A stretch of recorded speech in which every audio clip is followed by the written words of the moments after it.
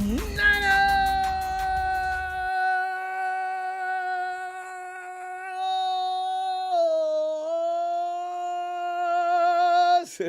Hasn't been used in days. Now, honestly, I do run around doing that all the time. Fam, I missed you. Got a little while longer to go, but it's got to be done. It's got to be done. Meanwhile, though, hey, fam, ooh la la, all right? Ooh la la.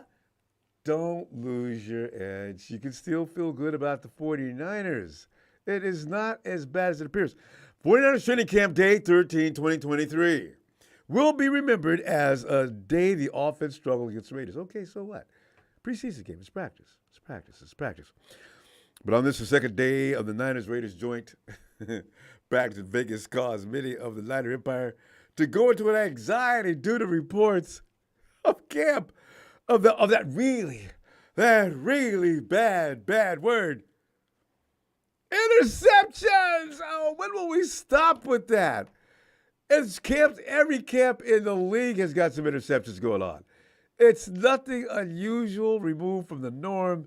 This is what the practice session's about. Iron that stuff out now and try to get better during the season. Tonight, though, go on the phones for your thoughts on this Day 13 collaboration with the Niners and Raiders as we digest some of the media reports I'm calling it a heat check. See what I did there since we're in Vegas? Okay, never mind.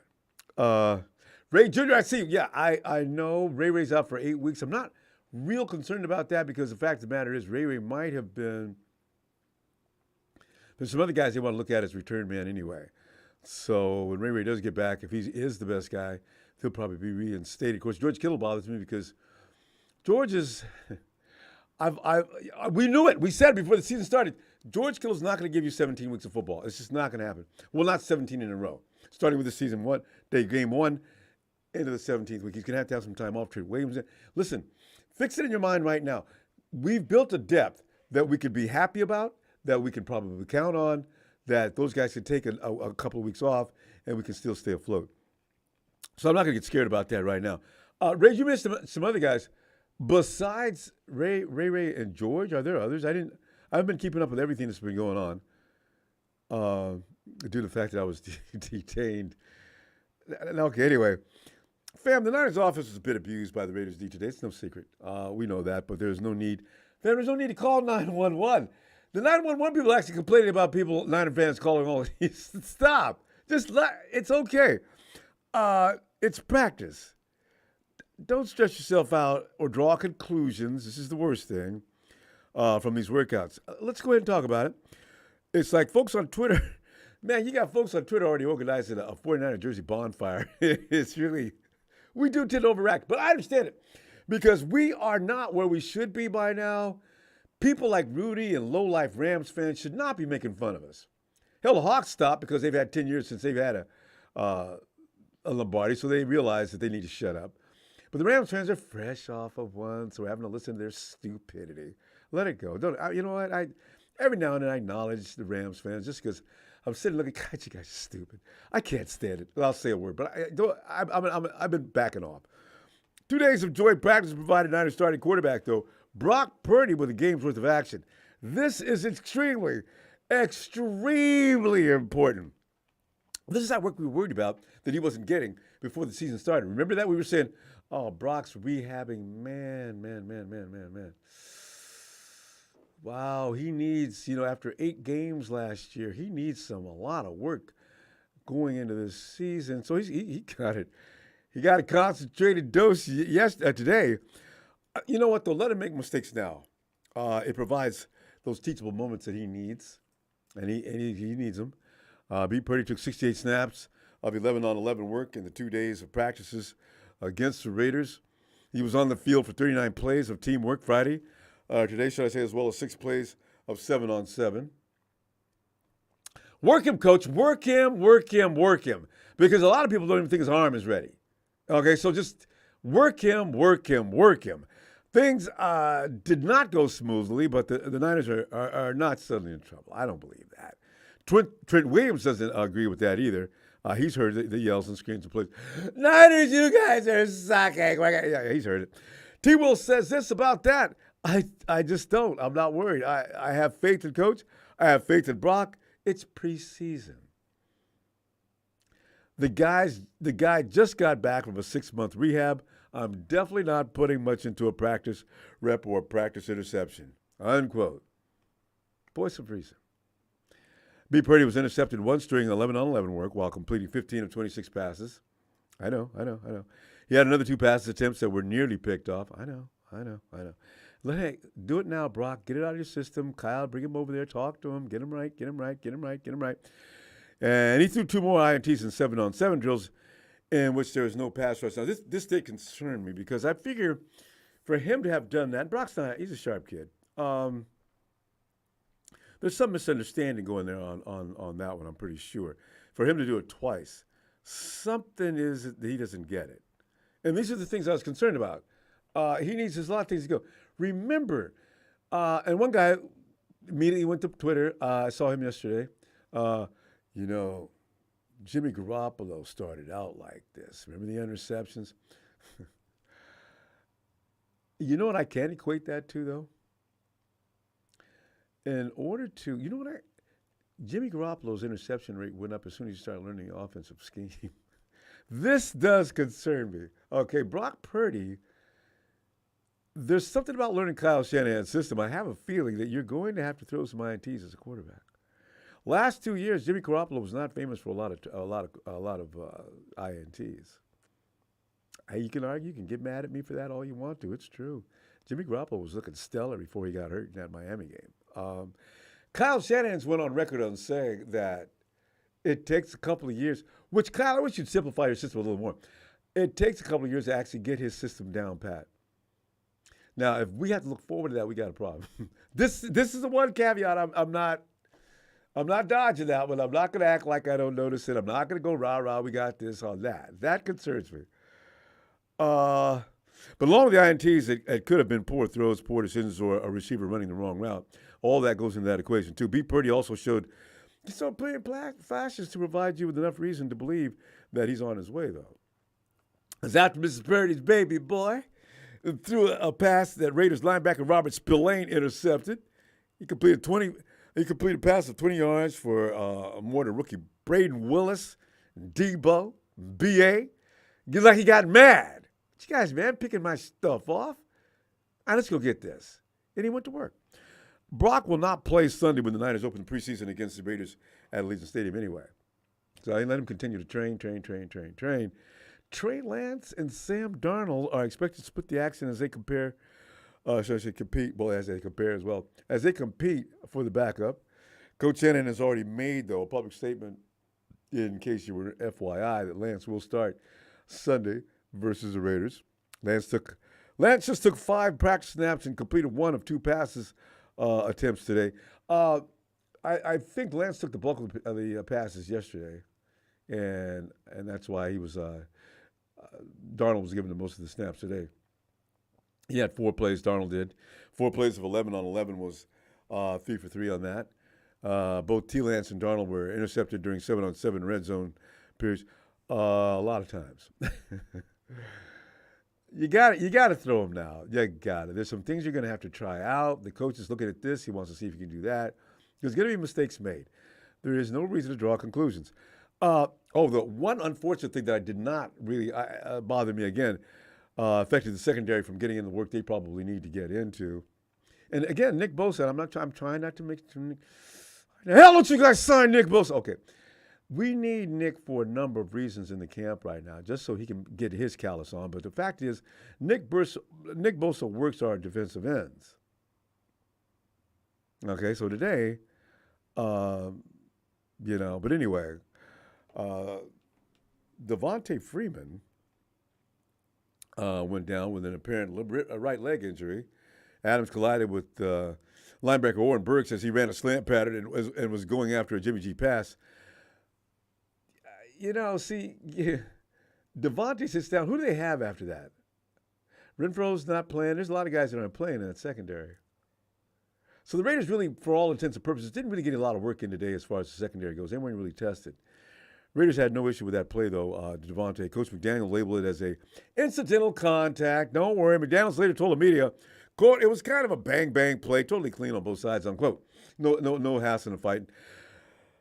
I was thinking, good job, Owen. That's why you play 49er football. We don't want people in the following week to be able to run out to a game and feel comfortable. We want them to know that they played the 49ers. That was our motto last season. When you get through playing us, ain't gonna be no doubt about the fact that who you played was us. Next week when you go play somebody, you still gonna be hurting 5-6 days later. Yeah. So the 2 days of practice provided both teams with a lot of good work on the field and very little extracurricular activity. Practice today did end with a little bit more motion, with some pushing, shoving, little trash talking, your mamas, all that stuff. You got to have that when you play football. Football's an emotional game. But after facing the same opponent for 2 days in the desert heat, and I mean, Ayuk said it was not a big deal, as BA is quoted saying. You expect that. It was hot out there, unquote. Yeah, so temperature's going to flare when it's uncomfortable weather, for sure. And, and there's some plays made out there the 49ers probably didn't appreciate on them. But see, I don't know if we should get excited just yet. I'm going to wait. The Niners assigned D lineman Breeland Speaks to a 1-year contract and placed cornerback Anthony Averett on injured reserve with a quadriceps injury. Speaks entered the NFL as a second-round pick of the Kansas City Chiefs in 2018. So he actually probably did look like he knew what he was doing back then. So we got reclamation projects that come in sometimes. You know what? Laken Tomlinson was a reclamation project. We brought him in from Detroit, and we made a solid offensive lineman out of him. Now, Breeland has since had time with the Raiders, Cowboys, Giants, and Bills. He last played for the Michigan Panthers of the USFL in 2020. I know, right? I know. I don't like the way that sounds either. I really don't. But on Thursday, Williams neutralized Max Crosby in one-on-one pass rush drills. Now I know it's one-on-one. It wasn't in a game, but Max Crosby is not of this world. If you stop him in any capacity, no matter what else I'm watching, I gotta watch that twice. Today they held Williams out. Stay tuned, I guess. I don't know, because Crosby ate Colton McKivitz up. Oh my God! According to the writers, it was brutal. Now remember, Max Crosby is one of the league elite, but we're going to see some league elite a lot of times, especially when you get into playoff game situations and games of real importance where teams that are actually good. Now I'm concerned. I am concerned. Because I was trying to say, I'm going to be a believer until I'm made not to. Now, if McKivitz is out there getting beat up by Max Crosby, there's others that are going to beat him up as well.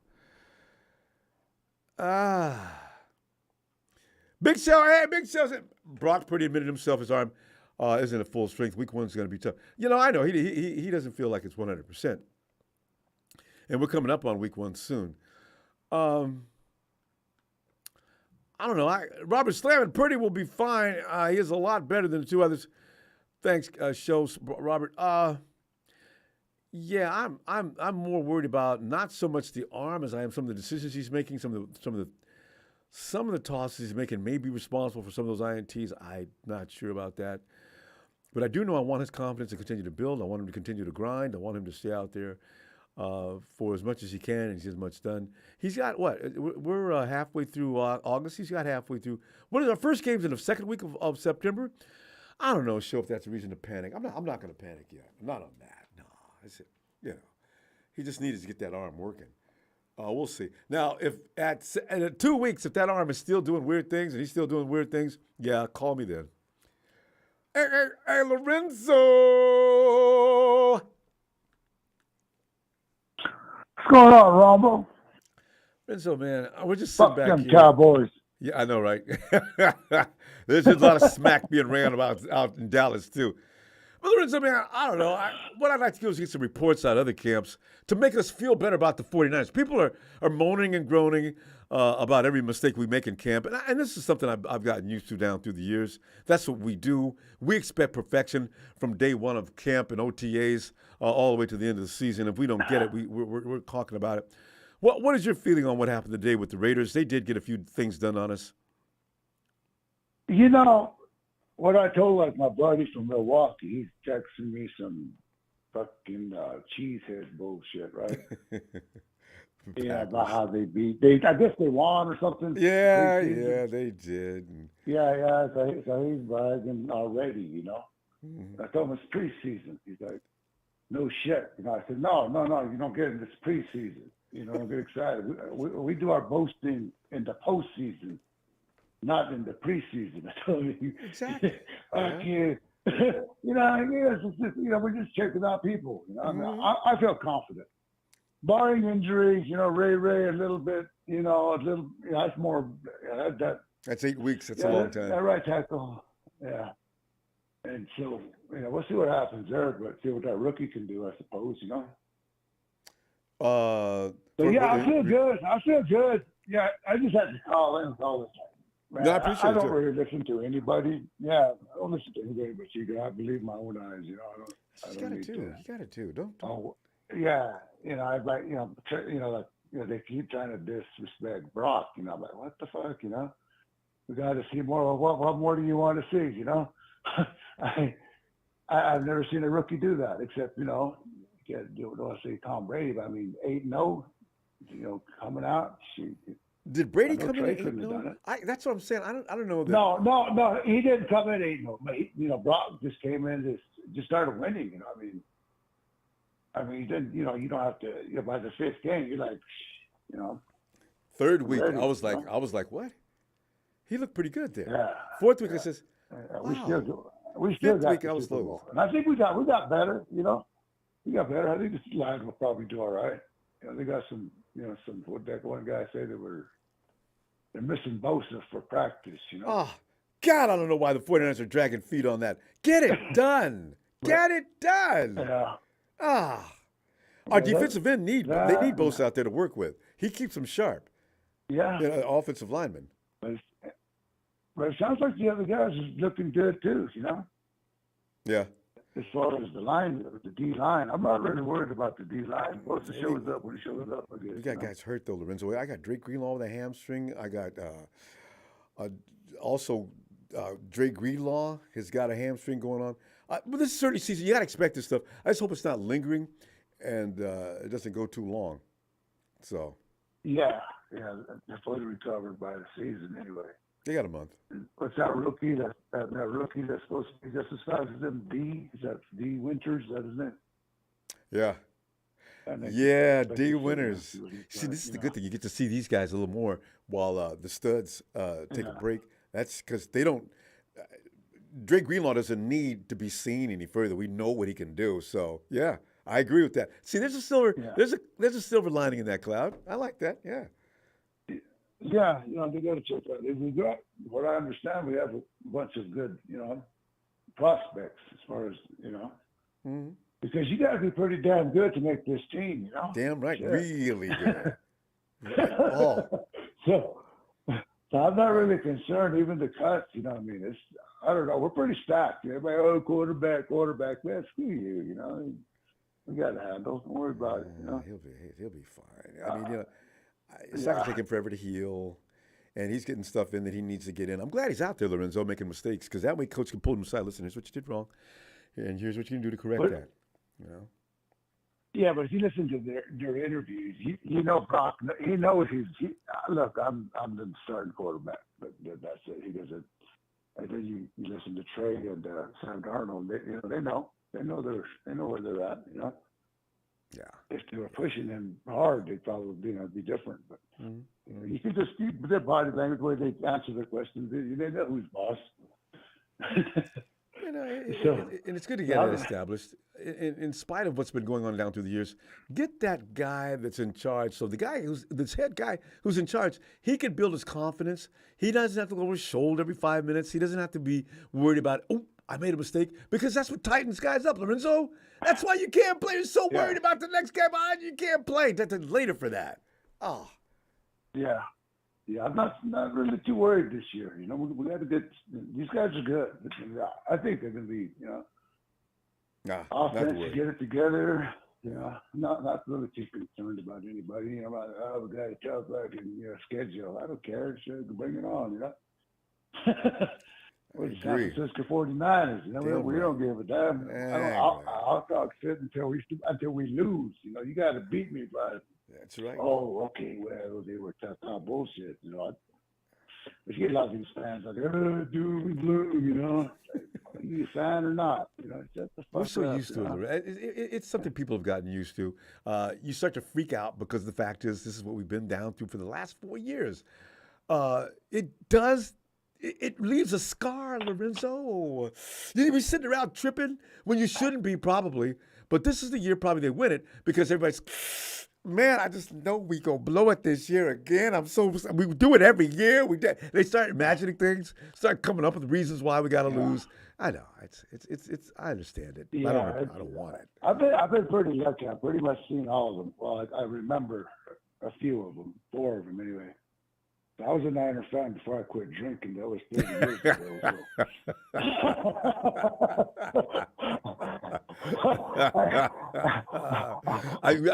It's pretty funny you shared that with Lorenzo. Yeah, I didn't see the second half against Cincinnati with the empty shuffle. Well, at least you didn't say I started drinking after I watched the 49ers. I'm good with whatever. Hey, they win. If we're still standing there at the end, I'm good with that. I hope they win, but I'm not going to be, disrespect, Rutgers fire shining, They don't remember these guys. Oh, I'm 35 years old. I got, I'm 60. So it's like, and see, those are the loudest people complaining. I sympathize with that. Yeah.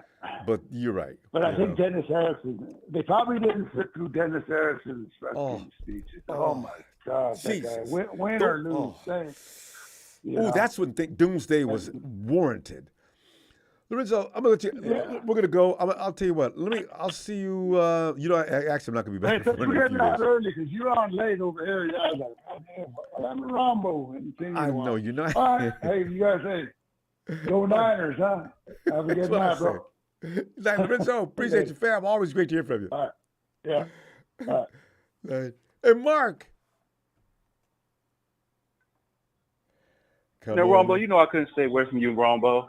Mike, I'm glad you didn't. I mean, come on in here, man, because we're having it's a group hug night. We got a bad. I love all the faithful. Yeah, well, good. Right, go ahead.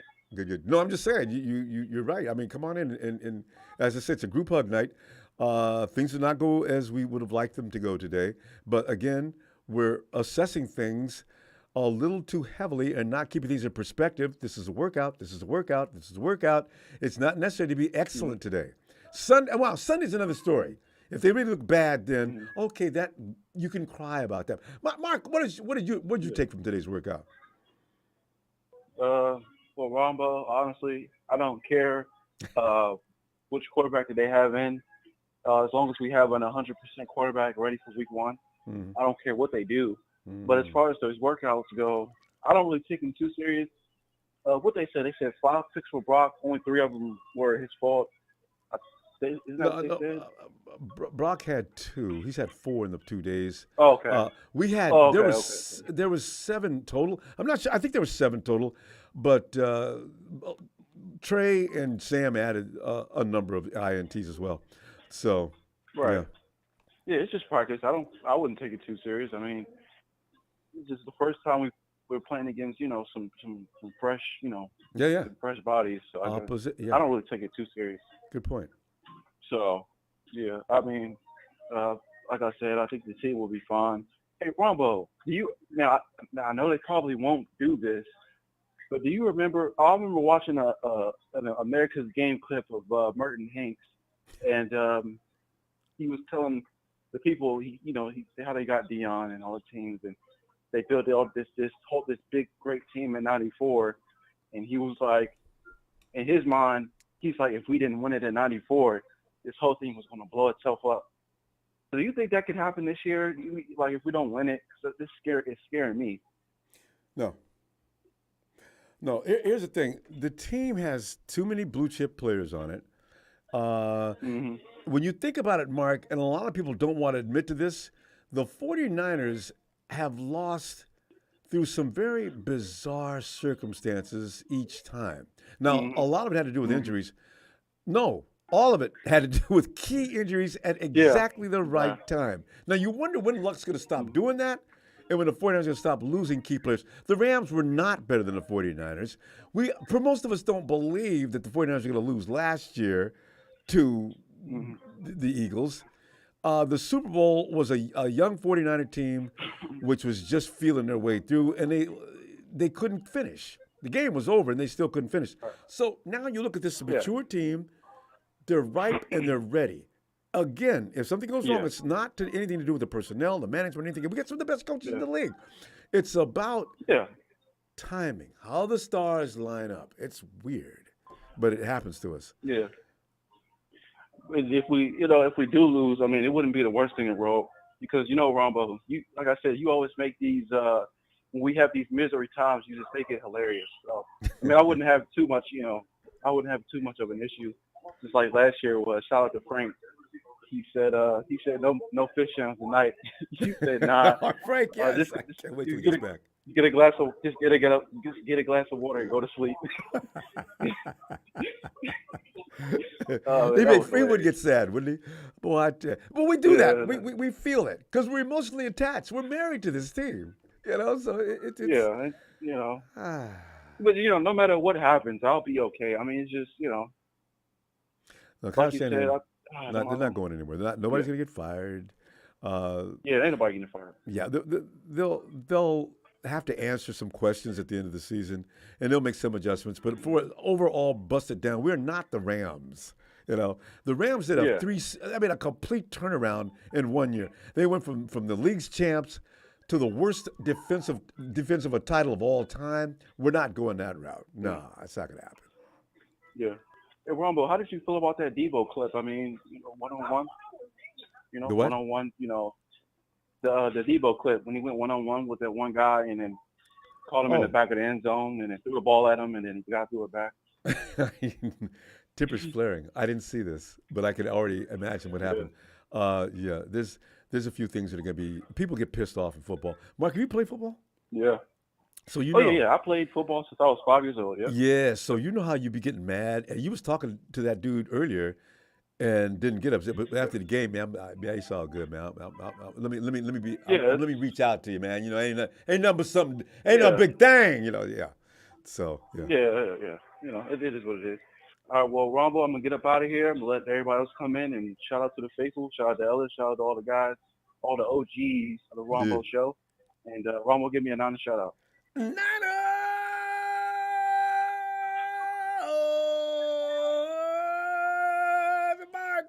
One of our youngins who's chomping at the bit. Get him that championship. Mike, I'll see you next week.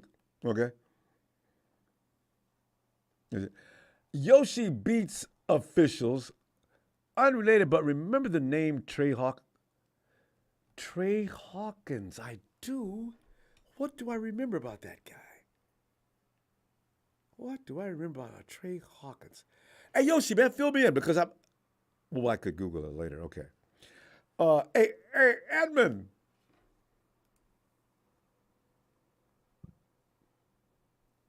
Edmund. Yo. Edmund, good to hear from you again, fam. What's up, Ronbo? Yeah, we're sitting up here talking about, because we're tripping off of some of the things that took place in practice today, and people are keeping receipts on every INT that's being thrown. I keep trying to push the narrative that, look, you want to see those INTs now. I want to know what your problem is as a quarterback now so I can get you straight.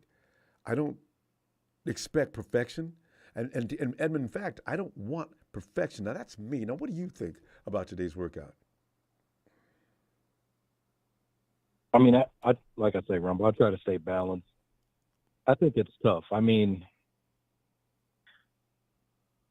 I think with Purdy, I think the worst thing that he could have done was have that injury in the NFC Championship when he had it, because that pretty much signaled that he wasn't going to have much of an off season, right? Like he was just going to be rehabbing.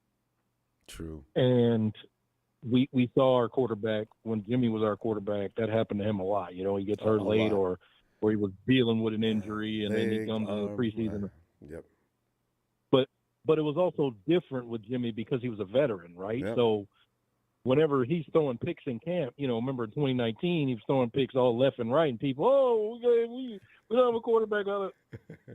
You know, we miss a throw and barely lose a Super Bowl. Yeah.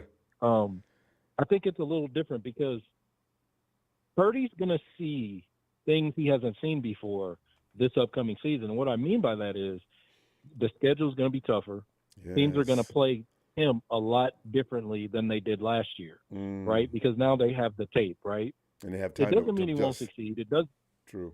Yeah, and it doesn't mean he won't succeed. It doesn't mean that he won't be able to be the same thing that he was or better last year. But I think because it's Kyle knows all of that is coming that you just mentioned. He knows all that's coming. Kyle's fixing his head right now, letting him know what's going to happen.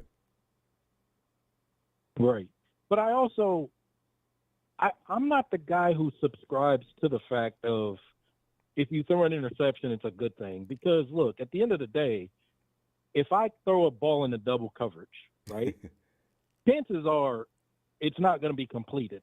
Now, it might not be a pick, but it might not be completed, right? And it's a bad move. I understand you test the limits in camp, but I also think that when the interceptions add up, how could that possibly be considered a good thing? I know you're pushing it, but again, your object when you throw is not to throw a pick. Even no matter what you're throwing, you're not sitting there saying, I really hope the defense catches. You know what I mean? Like, absolutely, I know what see you it mean. both ways. Yeah. You know what I mean? Yeah. So. Yeah, but okay. I just want to defend that one point, though, because the fact of the matter is, if that quarterback, this kid that's only played 8 games, if he thinks he's that good, and he does throw into a tight window under double coverage like that, now he'll find out. So when he comes back to the sideline, I can say, see, this is what I'm talking about, okay? Would you, all right, take that down, make a mental note of that, and this is why I've told you not to do that before, all right? Because Brock Purdy, I got a feeling he's headstrong. He believes in himself. And most quarterbacks around the league that do a good job, they've got more confidence than they probably should have, like Dak Prescott. Yeah. Stafford.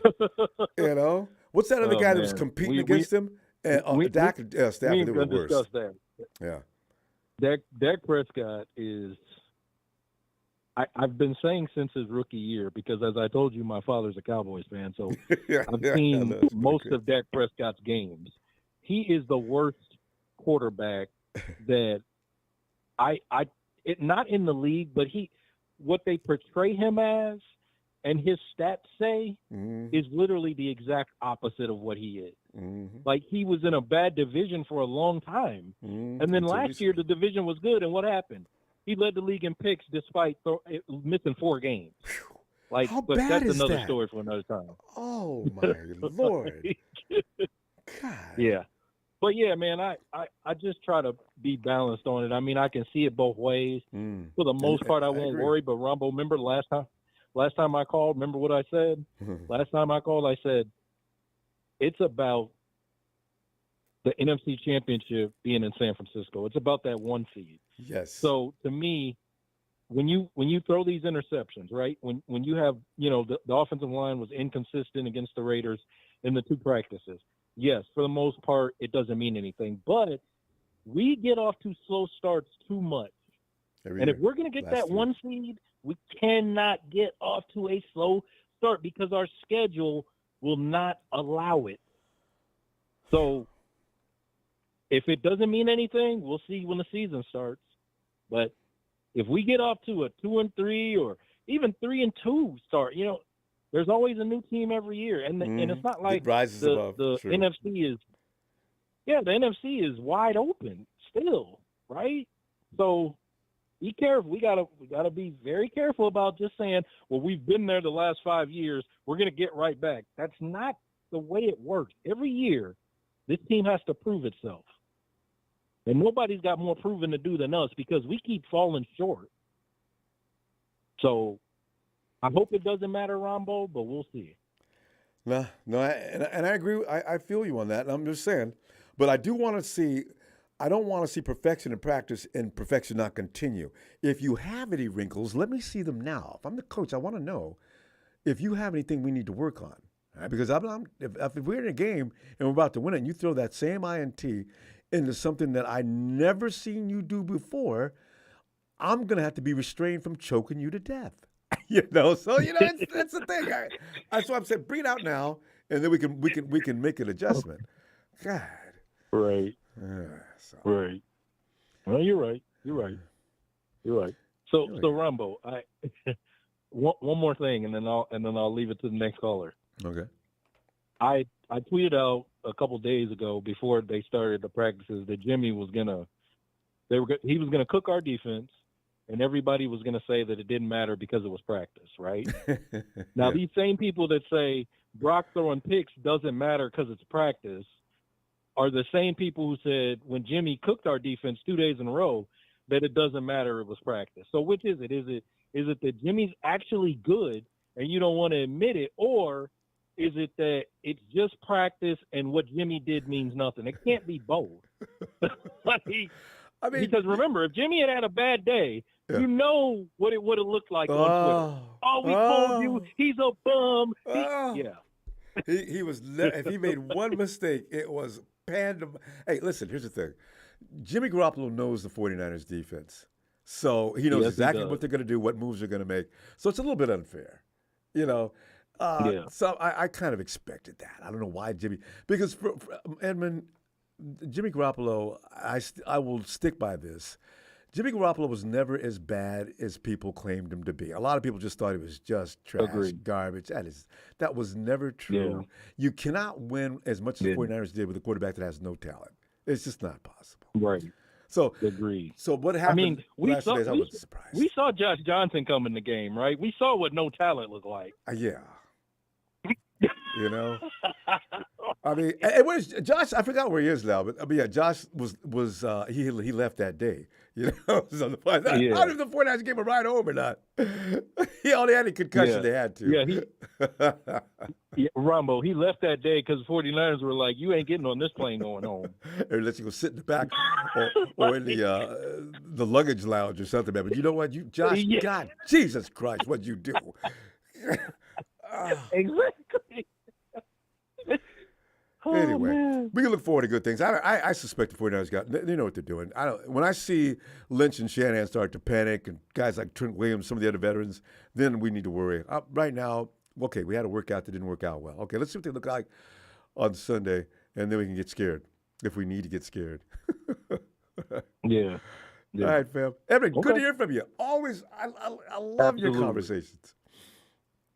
So well, thank you, Ronbo. I always appreciate you letting me call in, man. I enjoy your show. Thanks, fam. We'll talk shortly. All right? All right. Sounds good. Night, Edmund. Yeah. Good night. Night. You ready for some Latino heat? Latino heat! Latino heat! Latino heat! Emilio's got new headphones, too. That's what I really love. Sound comes in through clear and crisp and loud. Emilio. What's happening? Season started. Emilio, and I love to hear what you think about today's workout because Emilio's always got something special for you on these situations. Emilio, give it to us. I'm going to do AI. Practice. We're talking about practice. Exactly. Man, I still remember a couple years back when they were complaining about Jimmy threw 5 interceptions against our defense. They're still talking about that. Yeah. What does it matter, man? It's practice. It is what it is. It doesn't make a difference. Those guys are just, their toes sometimes just to throw the ball and just do it. See what happens. Like I said, it's just practice. No matter if it looks like an interception, what did you see? What did you do? Why did you throw it? Got to test your limit. Kind of learn the system. Yeah. Just do what you can and cannot do. Do what you can. Just do it. So that's why we have joint practices. This is why we have training season and all this other stuff. So, and they got used to playing each other. So the Raiders like, he wasn't supposed to be there. Okay. I Go listen ahead. to it, but it doesn't matter. It doesn't really matter. It is what it is. Like I said, what matters is when we start playing week one, who's the quarterback, and if our team's ready. That's what matters. When we play the Steelers, when the games start counting, that's when it matters. Right now, it's just preseason. They're just out there having fun, just smack talking Mm-hmm. to one another. Mm-hmm. Yeah. So I'm gonna. This is why I'm saying I don't have a problem with mistakes right now. The quarterback thought he could do it. Okay, he failed. Or maybe the route runner, Yeah. whoever was running, maybe he screwed up too. There's all kinds of things that Yeah, can go maybe, wrong yeah. in Like I said, practice. it's a whole bunch of stuff that you can blame. You can blame it on the receiver. You can blame it on the quarterback. A whole bunch of stuff you can blame it on. Offensive So, line, like I made said, a at this point, throw. yeah. All kind of things.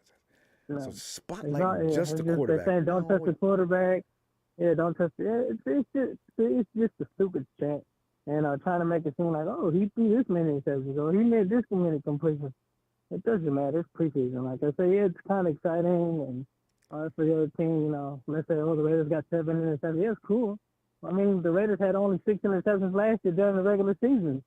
So what does it matter? Good. I'm glad you brought that So- out too. The Raiders supposed to be all that bad, but they got a little better defense this year than they did last year. It looks like, because last year's defense, everybody scored on that defense as much as they wanted to, even with Max Crosby. I said, man, how y'all that bad? So I mean, if they improve, good on them. Hey, good luck to the Raiders. We don't have to worry about them in the regular season. anyway, So good on them. Hey, good luck. Like I say, it's good luck to them. yeah, Who cares? something We're just look worried like in the about regular going season back when to it's Vegas. real. We're just worried about going back to Vegas in February. That's all we care about. They can have a little fun right now. It's all right. The game that matters is when we go back to Vegas in February. You know what though, and I'm the one who said don't worry about his practice, but McKivitz does concern me. I didn't like to hear it is Max Crosby. Though Max Crosby abuses your best offensive lineman in the league. I just didn't like the way they describe it. You know how writers do. They make it seem like they throwed him into a vat of hot, greasy oil and just fried his ass. I say, was it that bad, really? Oh, Lord, have mercy, please. With the other thing, because I've been listening to the other podcasts, and they all said that all the media and all whatnot, they're like about 100 yards away. They can't really see anything. So it's kind of like, Yeah, they got to look through binoculars. Yeah, so it's kind of like, well, did you really see what was happening, or you just kind of assuming or just making your own assumptions? It's like, I'm not listening to that either. I'm like, I understand if you just right there on the field and you saw everything. I said, yeah, go. Yeah, it makes sense, but these dudes are very far away from the field. The Raiders are being hush about everything. They don't want nobody that close. So Emilio drawing some light on a possible. If we were sitting in the courtroom, Emilio, if I'm the judge, all right, the jury has to keep in mind some of this evidence could be a little bit.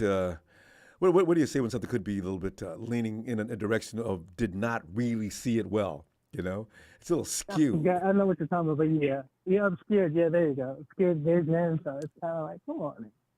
But I get it. They're trying to report it, trying to make something up, trying to, people to read, something to click on. So it's like, that's their job. They got to hype stuff up, get people to want to read it. So, yeah, and you're right.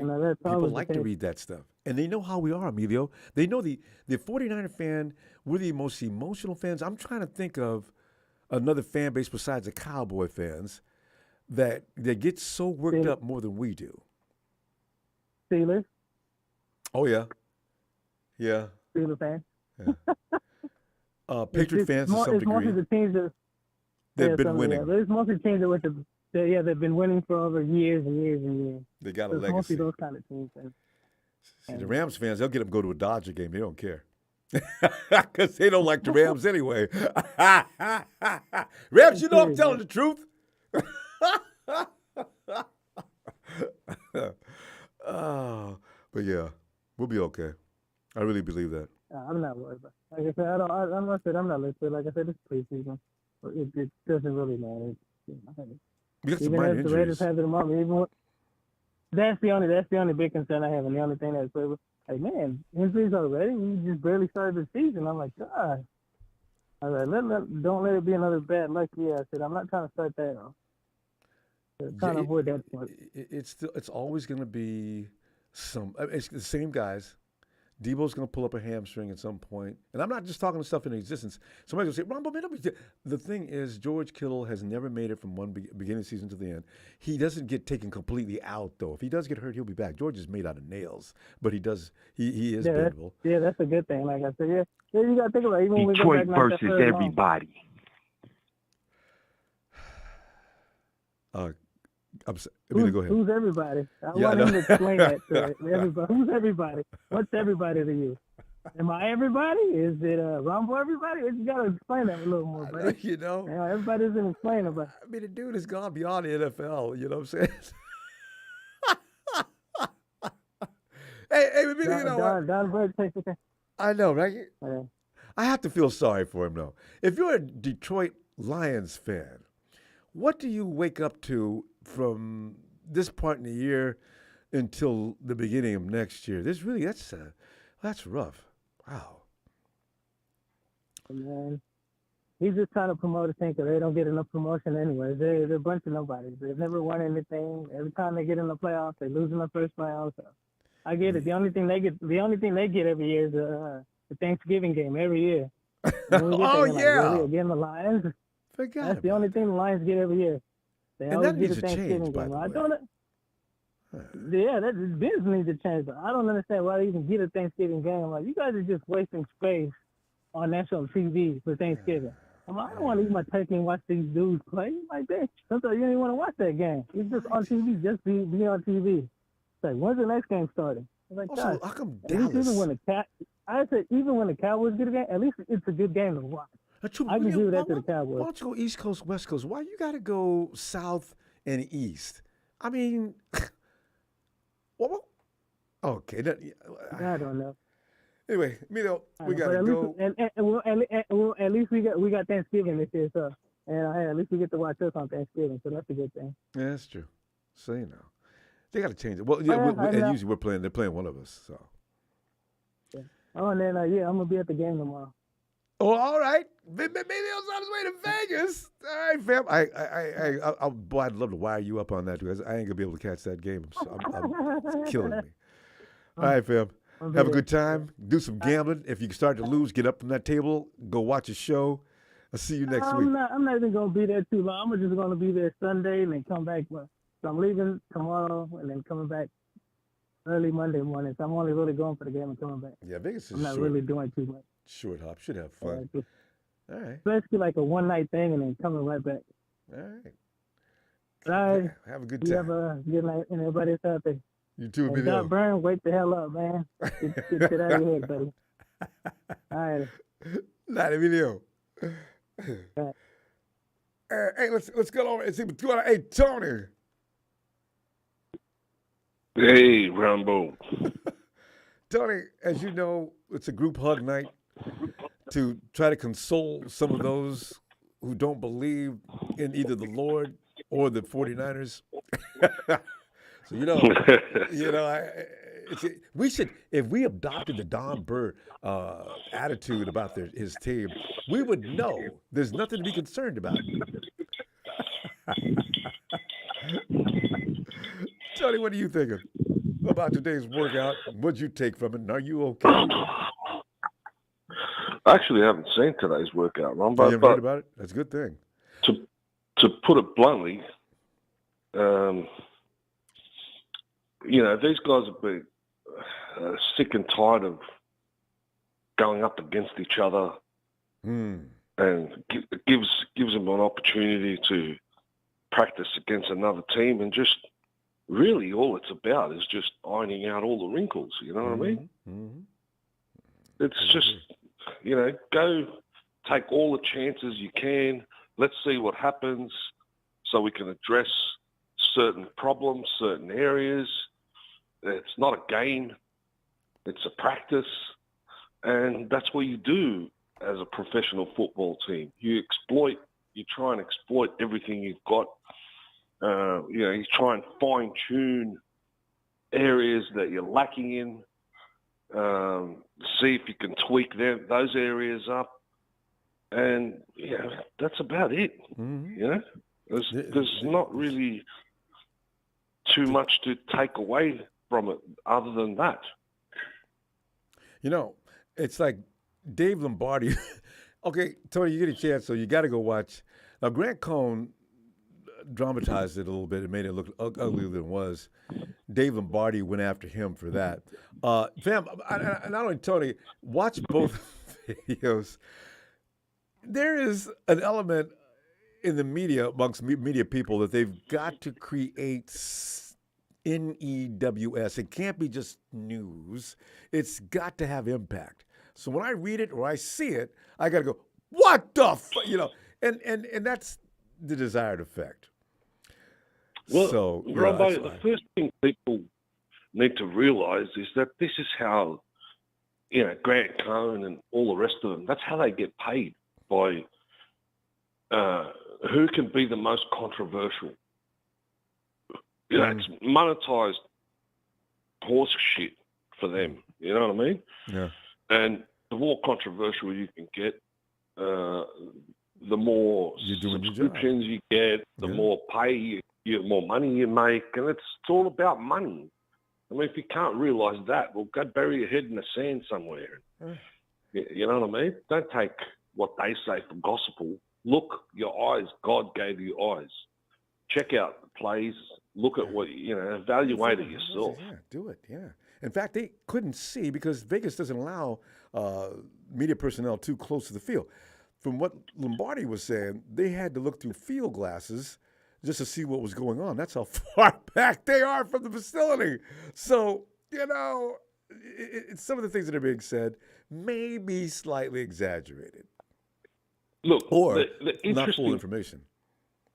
Yeah, the interesting thing is that the Raiders are building a team, just like we were, and all eyes are going to be on Jimmy, all right, to see how far he can take these guys with as shitty of a team as they've got. I mean, they've got some strike power there in their receivers, no doubt about it. Renfro, Adams, that running back, if they ever sign him, they got a decent offense, actually. They have got a decent offense, and it's going to determine. I mean, even Kyle Shanahan is going to be watching that team. He's going to be watching them closely because if Jimmy takes them to the playoffs, Ronbo, they come up against us. And we lose against them in the playoffs. Oh, no. All right? No. Because of Jimmy G. Oh. Kyle Shanahan's ass is going to be on the chopping block. Right? If it's not going to be from Jed, it's going to be from Jed's father. Right? Someone's going to tap that dude on the shoulder and say, listen, mate, 8 years. 8 years is enough. George Seifert won 2 Super Bowls for him. If you count him as an assistant coach, you count George Seifert as an assistant coach, he's got 5 rings. Yeah. But, the fact of the matter is the 49ers didn't want to spend any money. A lot of people think Jimmy was got rid of because of being inferior quarterback. Honestly, they couldn't re-sign Jimmy anyway because he's got to get somewhere near the league standard, somewhere near it.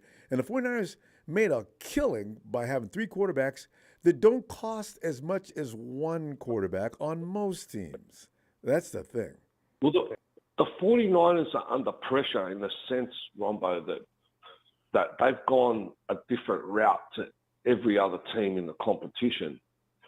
And that particular route has yet to be proven effective. Now, if Kyle can prove this route effective, a.k.a. we just get rookies as quarterbacks because all they are is ball distributors. We have the firepower to back them up. All they need to do is make minimal mistakes, and he pulls out a Super Bowl win with this type of system.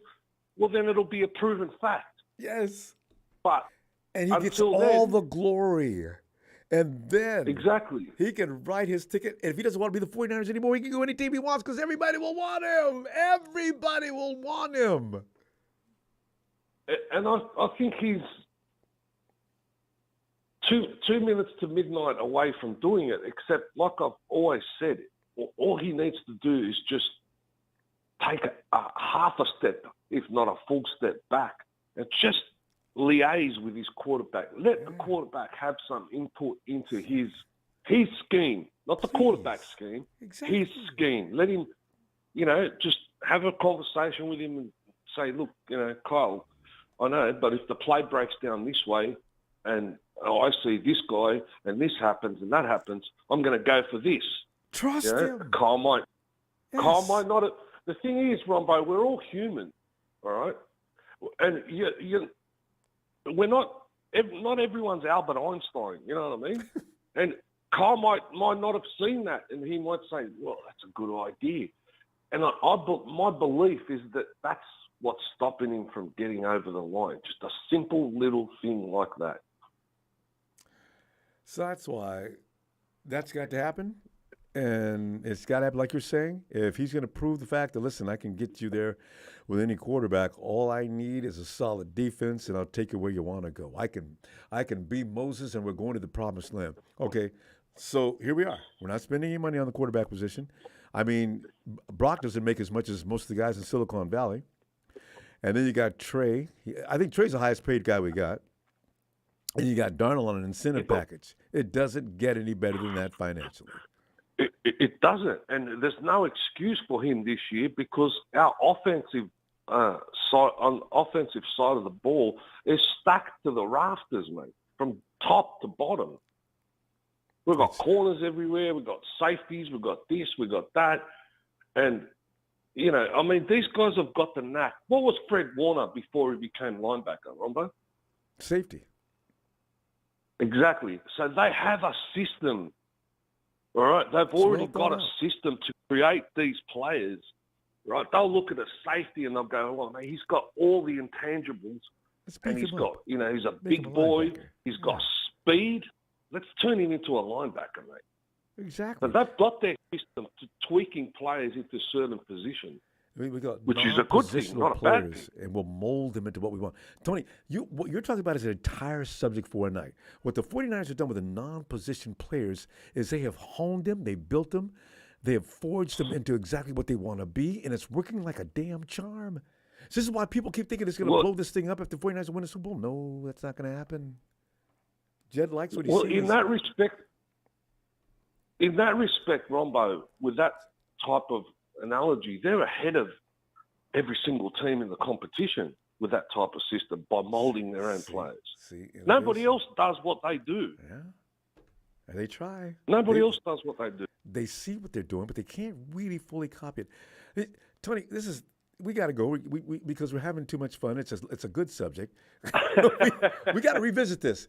Really think about that. You look at Juszczyk, you look at Debo, you look at all the players. You mentioned Fred Warner. You look at all the guys on the field, even to admit Trent Williams. When's the last time you see a big offensive lineman over 300 pounds running down the sideline, going in motion? I love what I see with the 49ers. That's why they're the most exciting team in football. But we got to stop with this getting there and don't get and drinking at the well.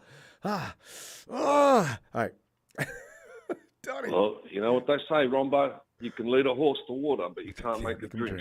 I know. We're going to get it, Tony. Hey, I'll see you next week, okay? All right, brother.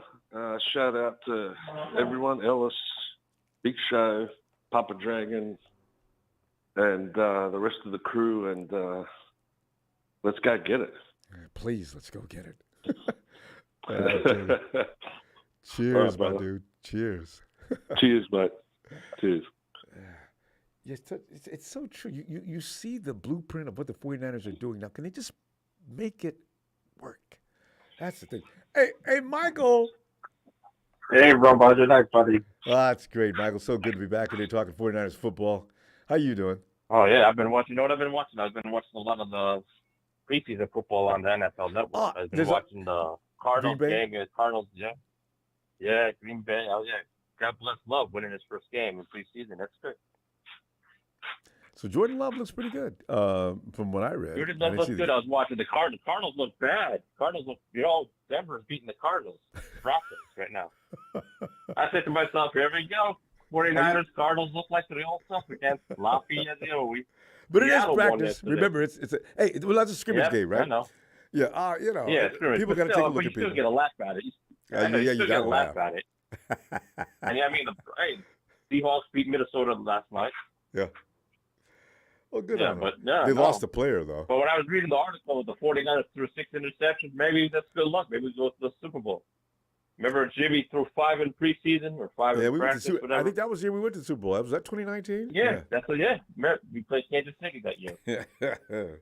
You know, you got to make mistakes in Yeah. practice. You got to. No, Some hey, people don't like it that, but you got to happens do it. All good athletes. I mean, look at Tom Brady. How many interceptions he threw in the past, and all them guys. You know, hey, better to throw them early than later because you can fix those mistakes. If you're going to do risky things, do it now. Don't do it later. Exactly. Mm-hmm. Yep, you can fix it like you were saying.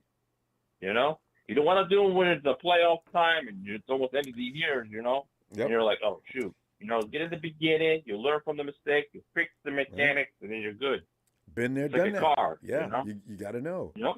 I tried that before. That doesn't Yep. work. Just keep your head on your head on your shoulders, right? You got to keep your head on the shoulder. It happens to all good athletes. Yeah. Think of high school quarterbacks and college quarterbacks. Oh, yeah. Every position, Mike. Every position. Yep, Even playing in the secondary. Position. You either play off a dude just a little bit, you make that judgment call. Mm-hmm. If he smokes your butt going down the field, you're going to walk back to the sideline. You're going to go down the south end of the lineup from where the coach is because you know you're going to hear it, and you blew it. And then you're sitting there kicking yourself saying, oh, yeah. Damn.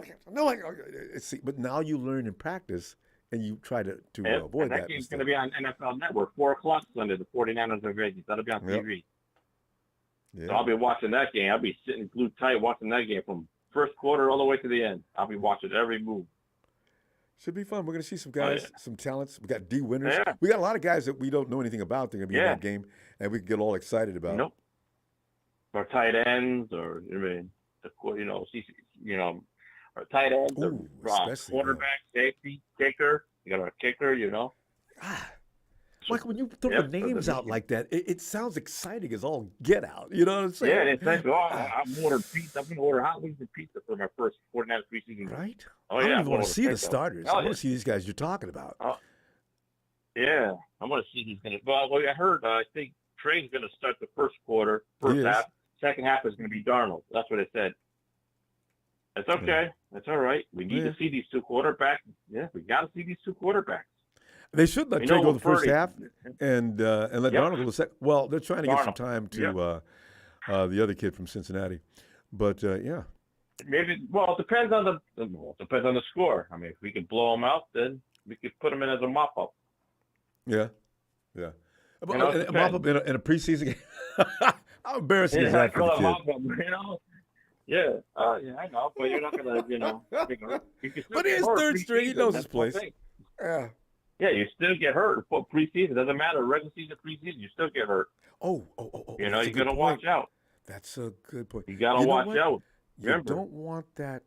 Yes. You don't want any of your – you can't have Darnold and Trey, either one, out there too long. Get banged up. Then what are you going to do next? No, you're going to kick yourself. Yep. We're going to see what the offensive line does. Because there's some guys training for that spot, too. I'm just waiting to see about Bosa. I'm hoping Bosa gets the contract. I think after preseason, he'll sign the contract. I really wish. I think he's going to sit out preseason. I think week 1, you're going to see him. Before week 1, he's going to sign that contract. I know, but I want to see him get some burn before the season starts. I want to see him. I'm ready. I like to see Bosa just go out there and eat those quarterbacks.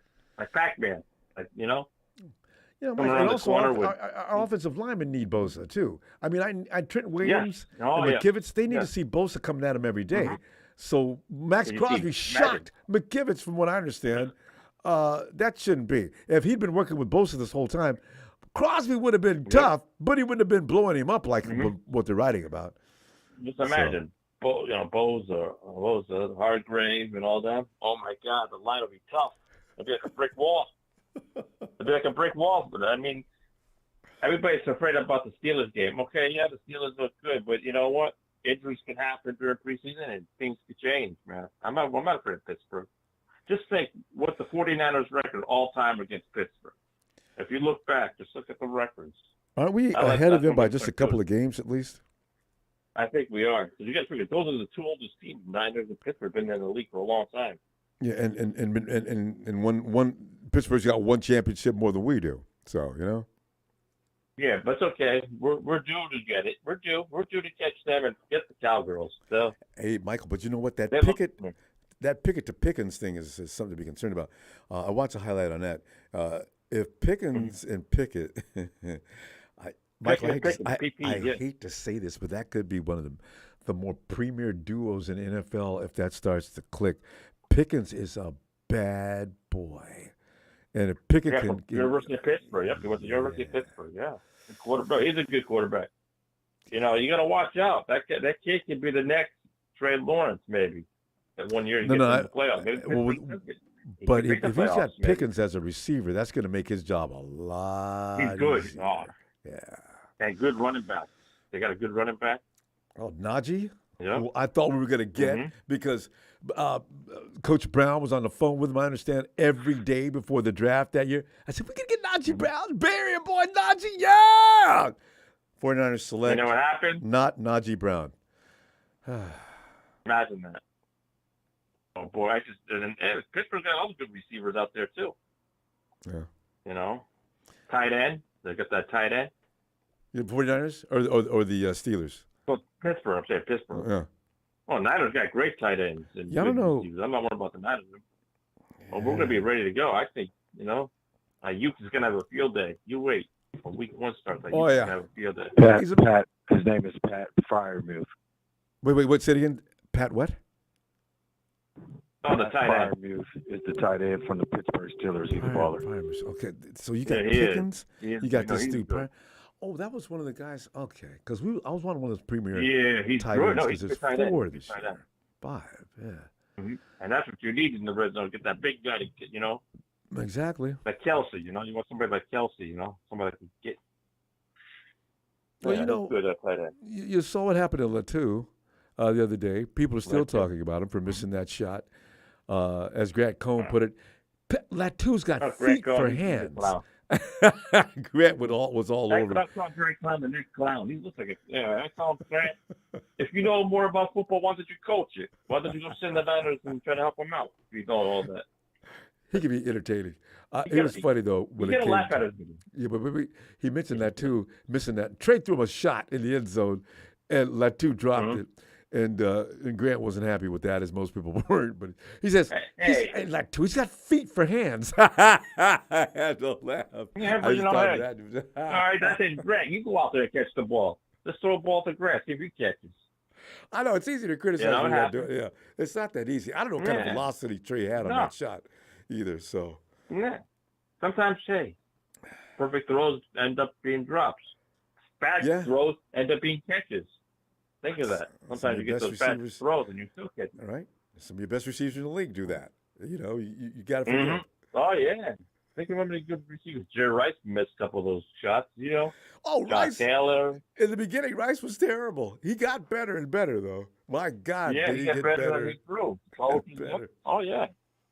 Yeah. All the time 49ers were, yep. Well, Mike, we're going to go. Hey, I'll see you next week. I've still got some things I got to get ironed out before I can get back on. No, get things but done, I'm not missing the season. Oh, I'm not missing no season. Trust me. I got my league set, got my preseason. Oh, no, you won't miss it. Trust me. Ronbo will be the first one. All right. All right, buddy. You have a good night. Have a good night, 49 Empires. Good luck Sunday, right? Yes, indeed. Some butt. Yeah, we got to do it. Got to do it. Raiders got to get beat on that day. Just nothing else. Just got to beat them on that day. They can beat us in practice. That's fine. We're scrimmaging. No, we're winning. All right, Michael. Talk to you in a minute. Well,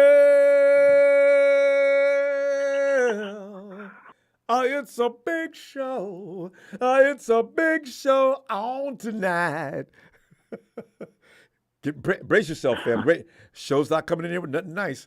Big show, get it. Come on, give it to us. Of course not, especially if our quarterback is telling you that he's not 100%. That should be raising some red flags right there. I knew this was rushed back, Ronbo. Yeah.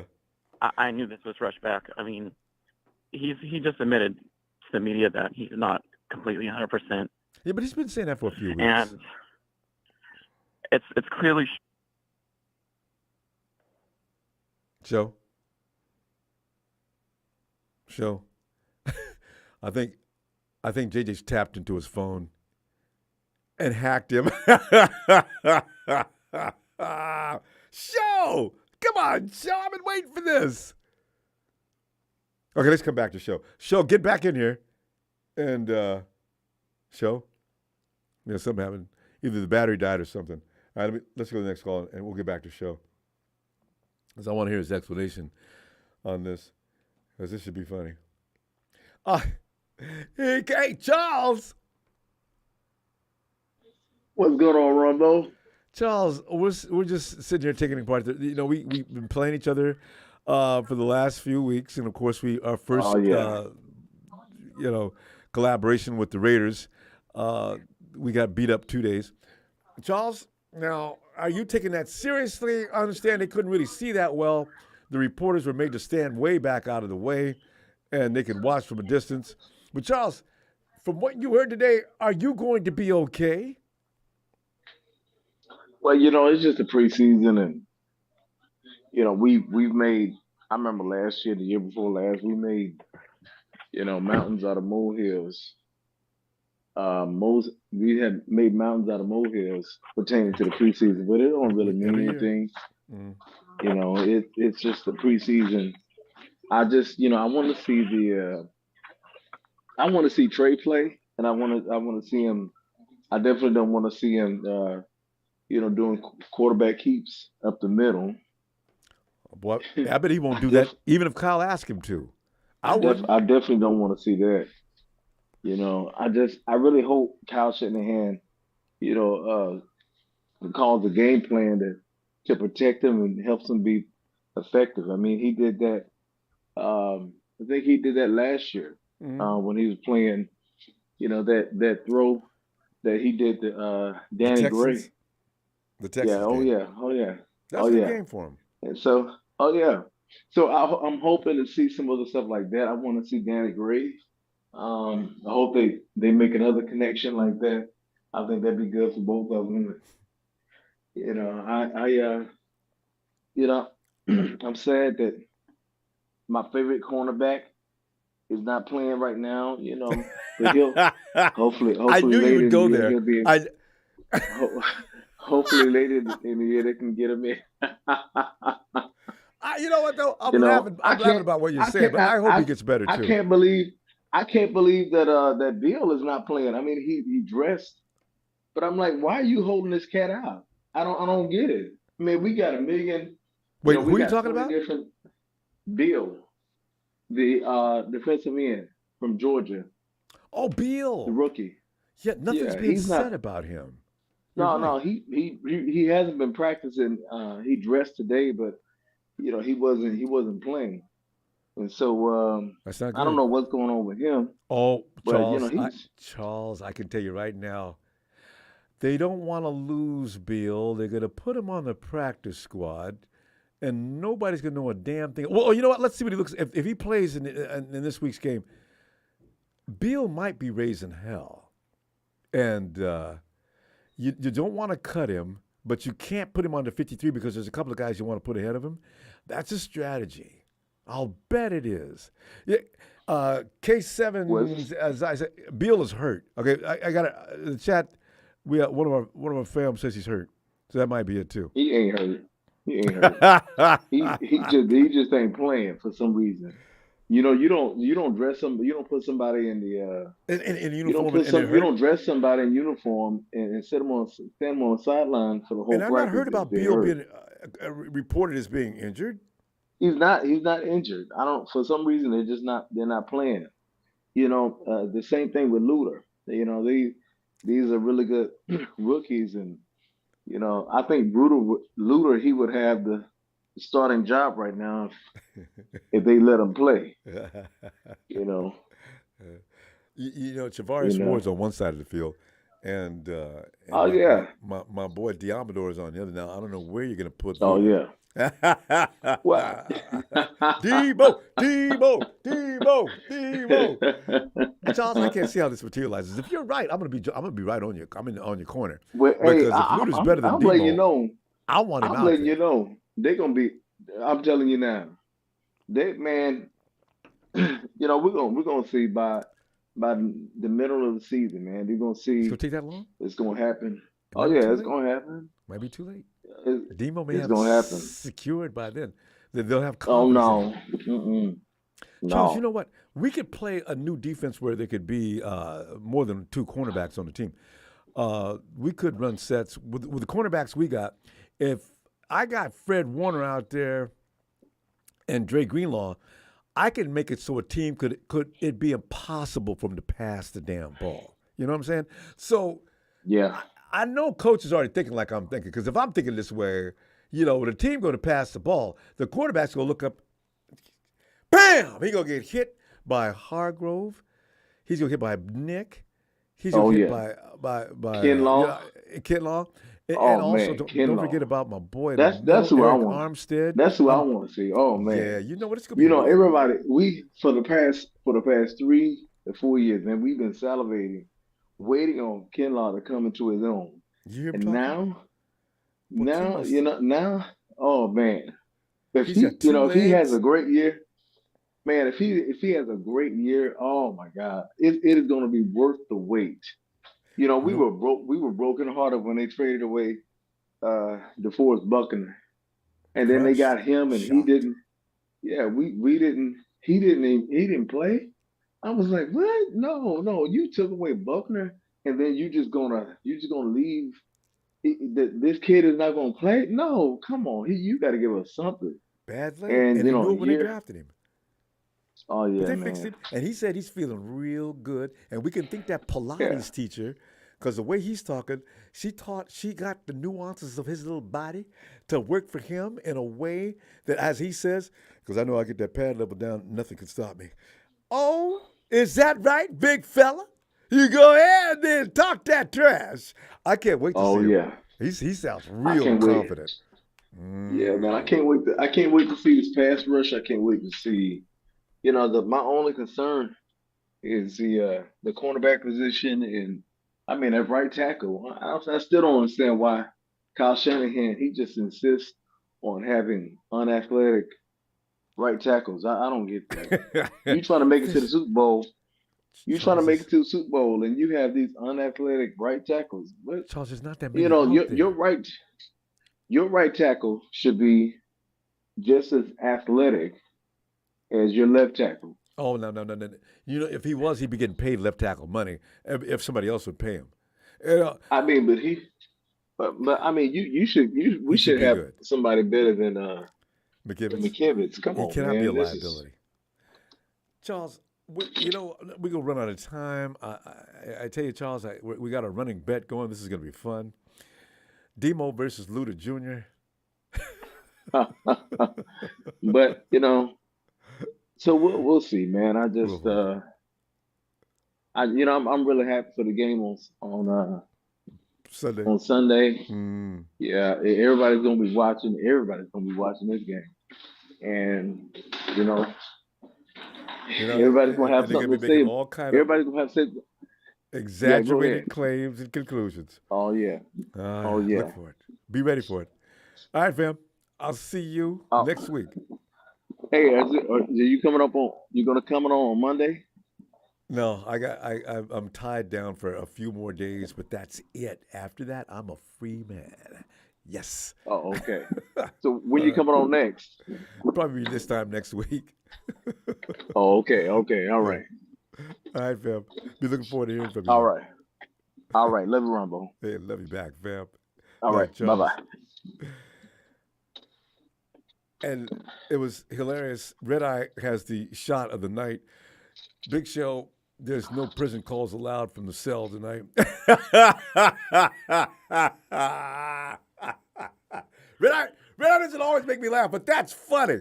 Barack O'Neill show said he'd pass on a Super Bowl win if Trey wanted. Big Show, you're getting all kind of love. Let me reintroduce him again. Well, it's a big show. It's a big show on tonight. Clear that throat. I was rudely interrupted by that clown right there. We are filming. You're wasting all of our film. What are you What's on doing? film? Um, By the way, that was a true statement, Ronbo. What I wrote. That's no, a it true wasn't. statement. Don't listen to him. I- Well, Shell, go ahead. We know you have a point you want to make, and we're dying to let's do it. Go ahead.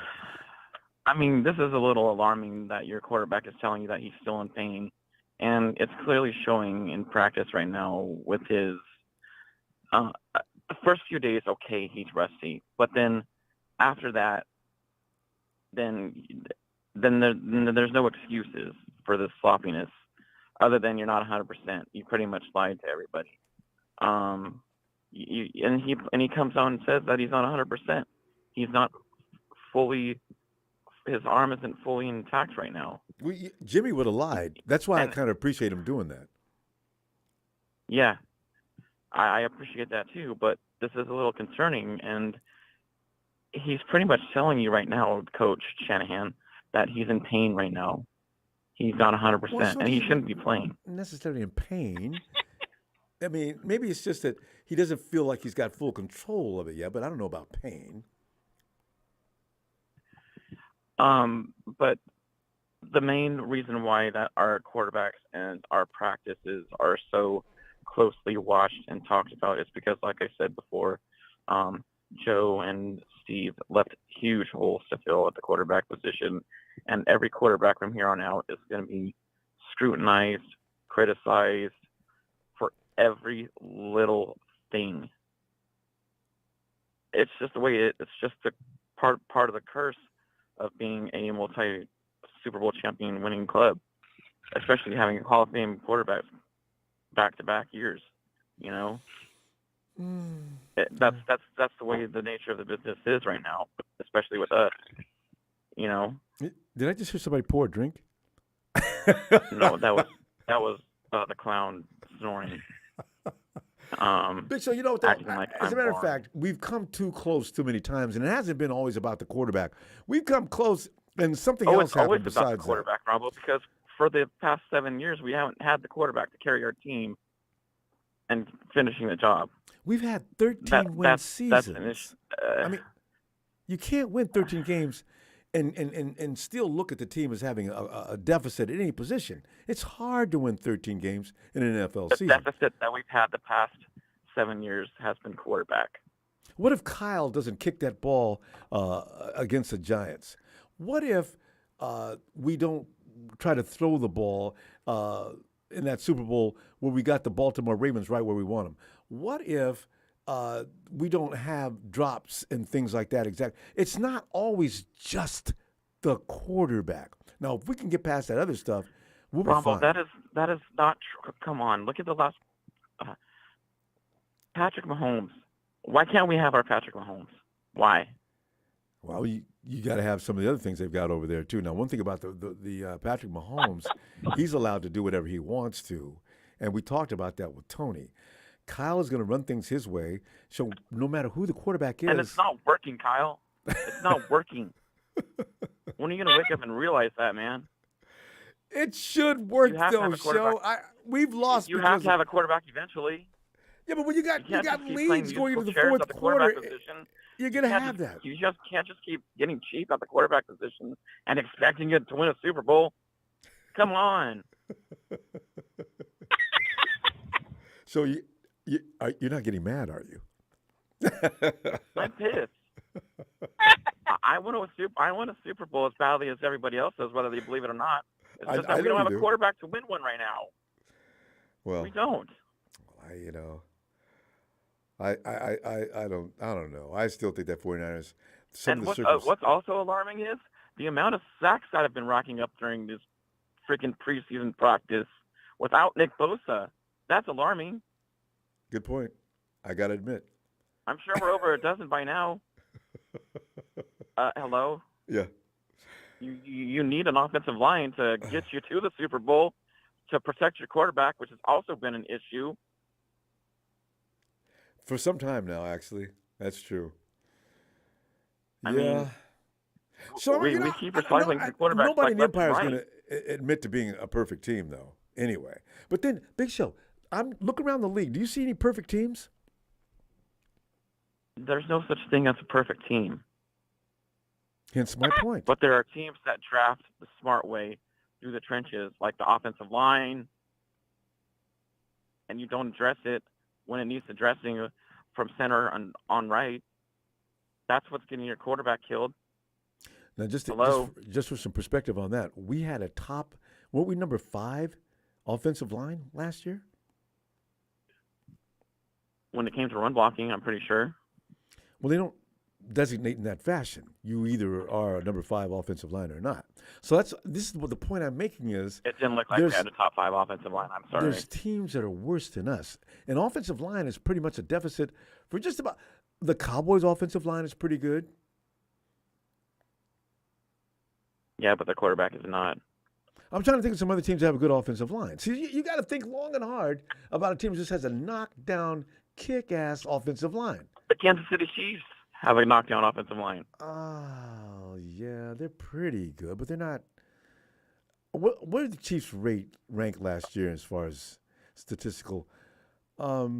I don't know. I don't pay attention to that stuff. Although the one thing about it, Mahomes does make an offensive line better than it would be. I give you points on that. JJ. Oh, back. I give you credit on that one. Yeah, quarterbacks can make an offensive line. Brady used to make so-so offensive lines look fabulous every year. So yeah, that is one thing the Patriots knew how to do was draft an offensive line. Well, as I said, they weren't always that good. Brady knew how to handle it. They've drafted all pros in the later rounds in offensive line. The Patriots did. The Chiefs saw problems with their right and left tackle the year they didn't win the Super Bowl, and they tore that thing down to the studs and rebuilt it, and they went right back to the Super Bowl. Yeah. Well, there was a number of things involved in that, but still. That's the one thing people need to keep an eye on is that right side, because that's alarming right there. The amount of sacks we've taken in practice. Are you kidding me? So I'm telling you right now, go back and look at the stats. We did not have that many sacks last year. It really wasn't that bad.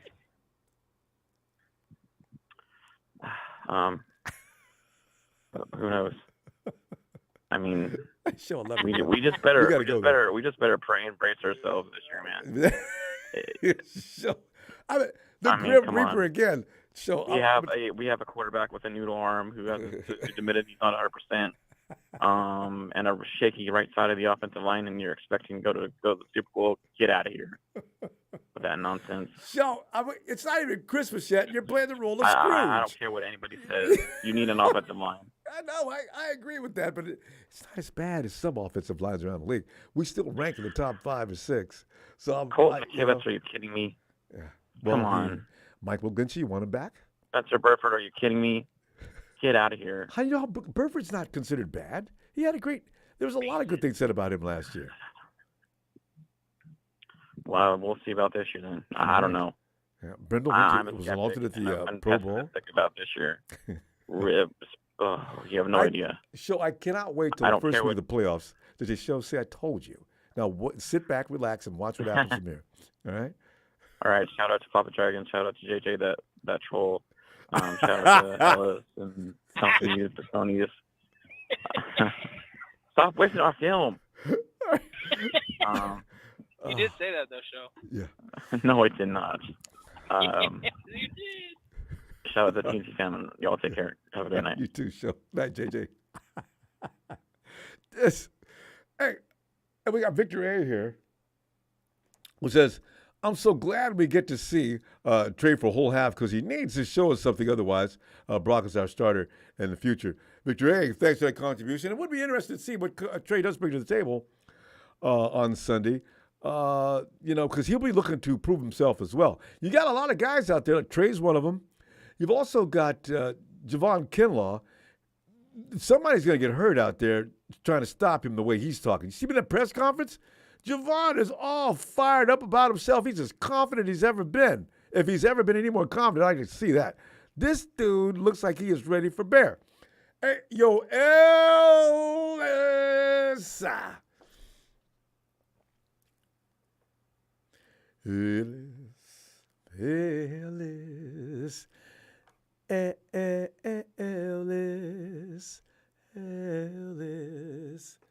Ellis, come can you come right back to me?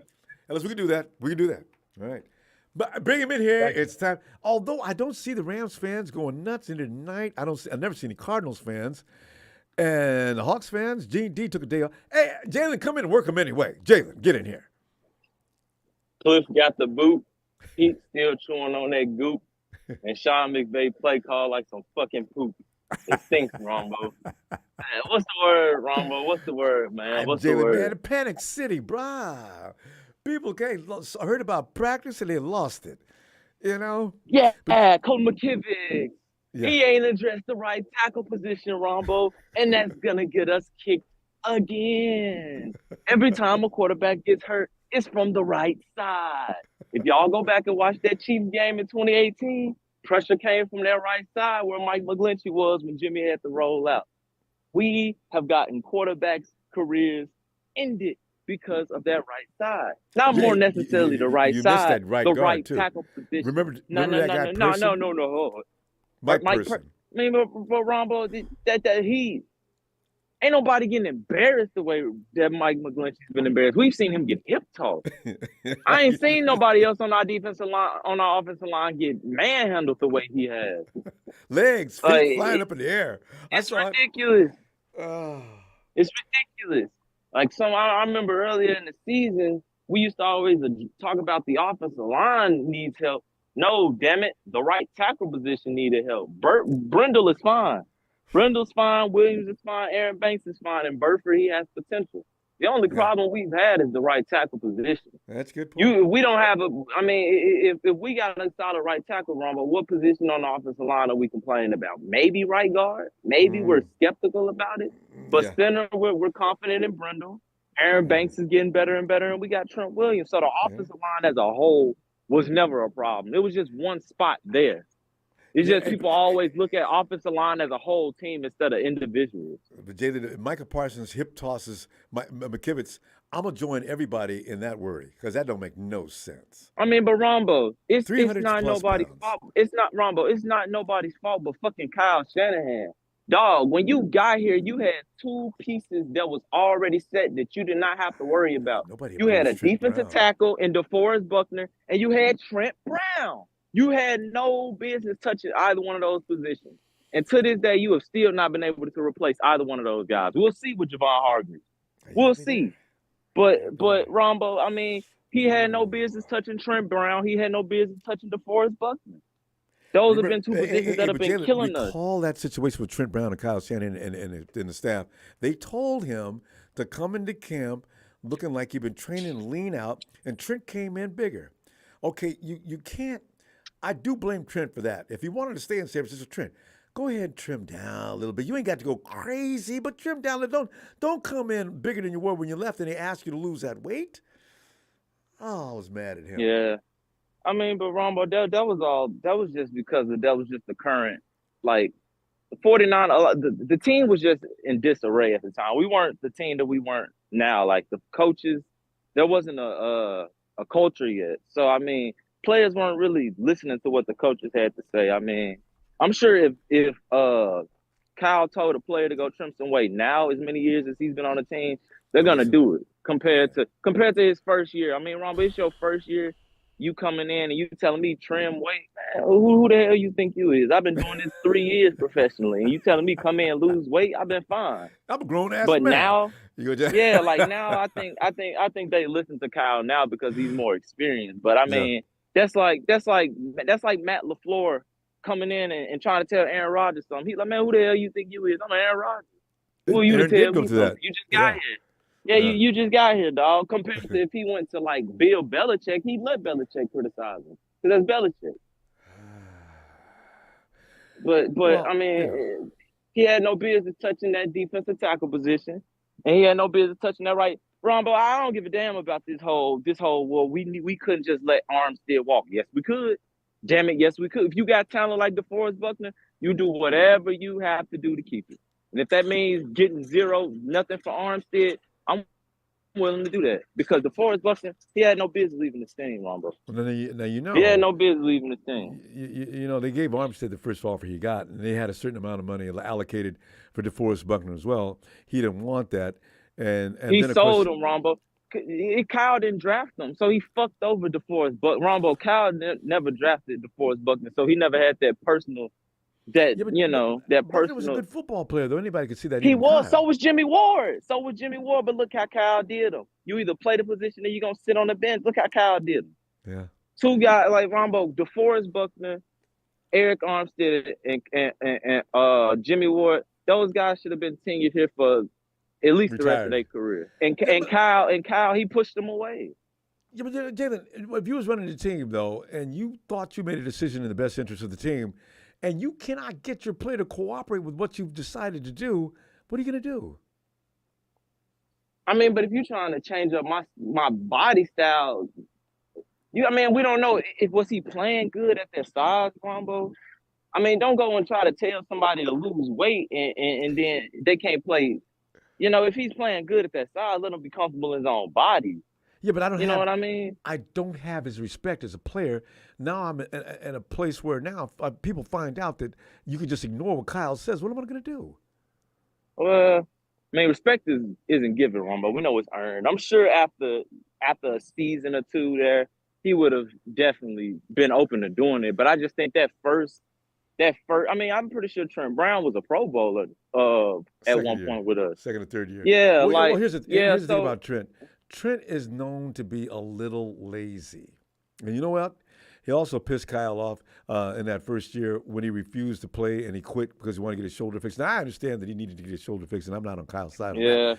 But, Trent said, no, I'm going. I can't stay here. And Trent was right because we weren't going to the playoffs or anything like that either. So I don't think that was fair, Kyle. But still, I ask you to do something. Take one for the team, bro. Your shoulder ain't going to be permanently damaged. Not the way you play. Yeah, Ronbo. But that whole situation, I would have took him. Ronbo, look at Aaron Rodgers, damn it. He wasn't the easiest person to get along with, but he got the job done. Ronbo, you're going to sometimes have some players, they might not be the best, person to get along with, but damn it, if they getting the job done, well, damn, it's nothing. Look at the right tackle position. None of these guys have been better than what we've had since Trent Brown, Ronbo. None of these guys. Yeah. Well, none of them. Williams. But you know what? I'm right tackle, not left tackle. I'm on the right tackle. Any of our tackles. Yeah. No, I know we got. It is worrisome. Williams. But I think in terms of tackles that we've had recently, I probably think Staley, even at his young age, is better than Trent Brown. I think Trent Williams. It's Williams, Staley, then Trent Brown. But Colton McKivitz, I'm not gonna blame him, Ronbo. Was he a top 10 pick? No. I think we picked him up in the fifth round. What are we getting on to him? Why are we surprised that a fifth round pick is struggling in the NFL, bro? He's a fifth round pick. Yeah. Damn it, if he was good, he would have been taken in the first round. Come on, y'all, let's use our logic. Why are we acting surprised? A lot of offensive linemen are not taken in the first round. They're very good, so it's not at all unusual. But Ronbo, but how many of those offensive linemen don't? I get that, out. But usually those offensive linemen, but if you take it late in the round, a late round, but you become a starter, that's different. He was taken in the late round and he didn't become a starter till year 4 by default. So this is different. This is different. This isn't Elijah Mitchell, fifth round pick, and he's a starter. Right. He literally had to become the starter by default. He didn't come in a late round pick and grind it and was just did he get there? And Jalen, that fuels the argument. He actually got cut once and brought back. Exactly, Ronbo. We do have to quit. I'm gonna tell you what, I always love when you get in here. I love our conversations, Ronbo, and I love that we still the kings of the West. Yeah. I love that Kyle and Nee needed 2-year rest. Gene, D, and Rudy can keep coming in here crying like a bunch of losers because the 49ers gonna always be the best. Let's not forget, Ronbo. Let's not forget Nick Mullins, wet behind the ear, breath smelling like molasses, mama titty still in his mouth, nuts ain't even dropped yet. Beat the Raiders on national TV. First game of his career. Jeez. This wasn't just some game you caught on local TV or a game of the week in California. No, this was on prime time, baby. Everybody saw this beat down. North Sentinel Island, Pakistan, Siberian igloos, the Loch Ness Monster, Bigfoot. God damn it, people of the Amazon, Congo, boy, all sorts of shit. Let me get up out of here.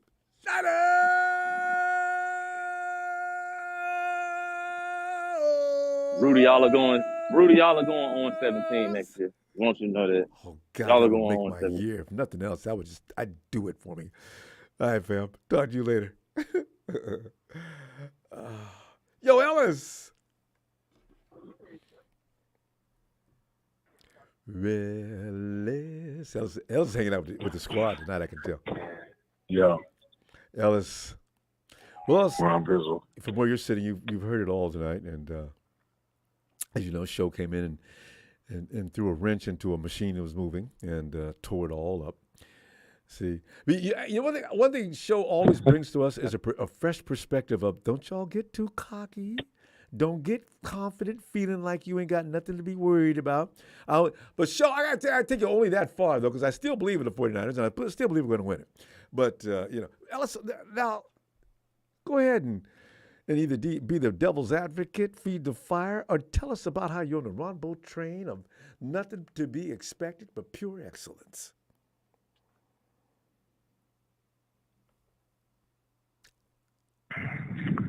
Well, I can appreciate the optimism, Bo, and the positivity, man. I'm not,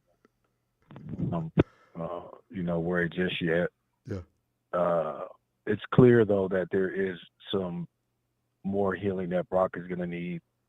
Brock could very well not be ready for Week 1 unless Kyle decides to scheme up an offensive attack that limits Brock's not only limits his passes, where he's going, how many yards down the field. It's going to be like a lot of intermediate stuff. It's going to be, across the middle, only a certain amount of yardage. How's he going to scheme it up? Or is he going to let him maybe sit out another, maybe 2-3 games? But I don't think in his mind, he can't afford to do that. And so not now because he's waited too long. Brock is making Brock number one and everybody else wait behind him. Then those other people should be getting some work in if they're going to start. But yeah. So it's a little shaky. Brock's went 9 for 16. He went 15 for 26 or something today. He went 9 for 16 a couple of times. That's not too bad. But the 15 for 26 is kind of crazy. That's 11. That's a lot of passes too. That's 11. A game. In fact, that is a game, isn't it? Yeah, 26 passes. That's a game. He did that. That's what he did. From what I understand today with the Raiders, I don't know what the numbers were yesterday, but he's been getting a lot of reps the past couple of days. So, and the turnovers, his passes, certain passes and things that he's throwing, the ball's not getting there. He's throwing a lot of interceptable balls and has been turning the ball over. So, I mean, it's hard to really kind of gauge what it is that's doing that, or, is it because he was throwing passes kind of like that last year, a lot of, gutsy, maybe in, balls kind of in the wrong location, what I mean? It just, it's a couple of different things, man. So I don't know. I'm not going to hit the panic button, though. We got to see what we do tomorrow with the Raiders. When we have these practices and shit like that, even in the preseason, like we could go, one. Oh, well, we're only playing 3 games in the preseason now. It used to be 4. I mean, we could go 1-2. We could go 0-3 in the preseason, and then come in and, tear shit up at the from the giddy up once Week 1 starts. So, but it would be nice for us to have, some light, as far as the production from the offense and defense. But there is sounding like in training camp against the Raiders, they are getting the best of us as of right now. But it's the game is going to tell a whole lot more. Not really, because the game is just to test out to see who's going to make the team. You're not going to see any starters in that game, right? So that's that's a preseason game is what it is. It's just an audition pad. So we got to be careful not to make too many conclusions from that game of guys making the team that won't be here in a couple of weeks. Ellis? Yeah, no, I'm here. I'm here. I heard you. Yeah. I think we'll be all right. We just gotta, like I said, we gotta make sure that the guys are learning that need to be learning. Yeah, and Beal was injured. That's why he's not, why he's not suiting up. What is I think injury? they want to kind of let him rest. Is it leg? Is it probably shoulder? it's probably a lower leg injury. If I'm just guessing, that's not me going based off what I know. Yeah.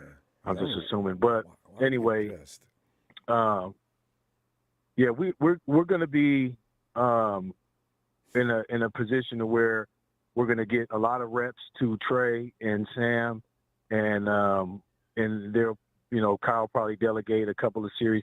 What I don't want him to do is to put Trey in a series and then put Sam in, and put Trey in and put Sam in, and have them trading off series. There's no reason Let for that. them get a full half each or something like that, and give them the opportunity to get comfortable, get into a rhythm. If he does that, he's going to fuck up the rhythm, and they're not going to really be able to get the best out of the opportunity for the both of them. He's not doing that. So hopefully Kyle doesn't do that, and if he wants to give Brandon Allen some tick, or whatever, a series or two or whatever towards the latter part of the game, that's cool too. But yeah, man, I don't know if you got to watch some of the games. The boy, you remember our boy Austin Watkins Jr. that we had that broke his foot. You've been high on him for a couple of years. And then we signed him and cut him. Yeah. Yeah, he's balling on the Browns right now. He got like 7 catches today in a preseason game. He got a touchdown in the last game. He's been turning it out. The Browns are looking pretty good. Miami's looking pretty damn good. Kyle should have got Elijah Higgins. He's a tight end from Stanford. I think he kind of went around the same time, either a little bit before or just after Cameron Latu. But I don't know how I got to look at it again, but they should have got him over Cameron Latu. If it was a 3rd-round pick, because that's when Miami got him. But that boy's playing, and their offense looks pretty good, man. They got some of these teams are looking pretty nice. But see, fam, I think you were one of the people who answered my question. I answered that night. I said, "Who is Latu?" It's from Bama. Oh, okay. See, because I didn't know who he was. I never heard of him. Usually, you hear about premier tight ends. Yeah. I never heard of this guy, but people had good things to say about him. And so I'm sitting there waiting to see what he's going to do. And now you're telling me about somebody else who was picked up after him that you believe looks better. That concerns me. As what is the formula? Look, he's way better for putting together. He's way better. A decision to make a tight end. I don't get it. Look. If you look at it, for them to draft George Kittle was not the best looking tight end that came out in his class, right? Mm-hmm. So that was, and he was a 5th-round pick, right? There was so many other tight ends that were better than him that went in the 5th, 6th, and 7th round, 4th, 5th, 6th, and 7th round. I don't know what they were thinking with getting Latu. He was playing for Alabama. The way that Saban and the way he puts things together, he makes shit real easy. So Cameron Latu probably stood out a little bit more because of the system that he was in, and it's he just benefited from the Saban program. But as far as being a real player, I don't really know if he has that. And not saying he can't get there, but there was a lot of guys that you could have just put in right now and were balling. Like I said, there's some really good players. But anyway, just catching some preseason games. I didn't get a chance to check out I didn't get the chance to check out what's his name over there in the Texans, D'Amico. Did you get a chance to see how they were looking out there at all? No, I'm not yet, but I'm going to just because I wasn't even aware of the fact that we're playing preseason games today. I've seen them. They've been playing. Yeah, But anyway, we'll be fine. We'll be fine. We're gonna see a whole lot more here, in that game. So let's not really just jump to no conclusions. Just yet, you know what I mean? Not yet, but we definitely need to make sure that we got our shit together. Though we can't come in here looking like slouches and getting the foot getting the foot in the ass and stuff like that. We can't be settling for that kind of stuff, We'll see what happens. That offensive line, look, we talked about it. The defensive line depth is going to be a question, and the offensive line. If that's what ends up looking a little shaky, we spoke about it a long time ago. We already knew. It's on Kyle. It's on them to draft and coach the guys up get the proper, manpower that we need to, ensure that we don't go through 4 quarterbacks in the season. So at the end of the day, it's going to be their damn fault, not ours. We had high hopes, and a lot of us had some really good ideas, but these damn coaches and who they draft is out of our control. So always. All right, fam. It is what it is. Yeah, unfortunately. All right, champ. All right. Ellis, appreciate you, fam. Peace Shout and out love. to that squad, and see you Yes, sir. next week. Yes, sir. All right. Yes, sir. Thank you. Appreciate you. Shout out production. Thank you for the platform, fam. Anyway, shout out to the faithful. Shout out to Tony. The 3 Tonys. Shout out to all y'all, man. And Rams probably win 6 games this year again. No.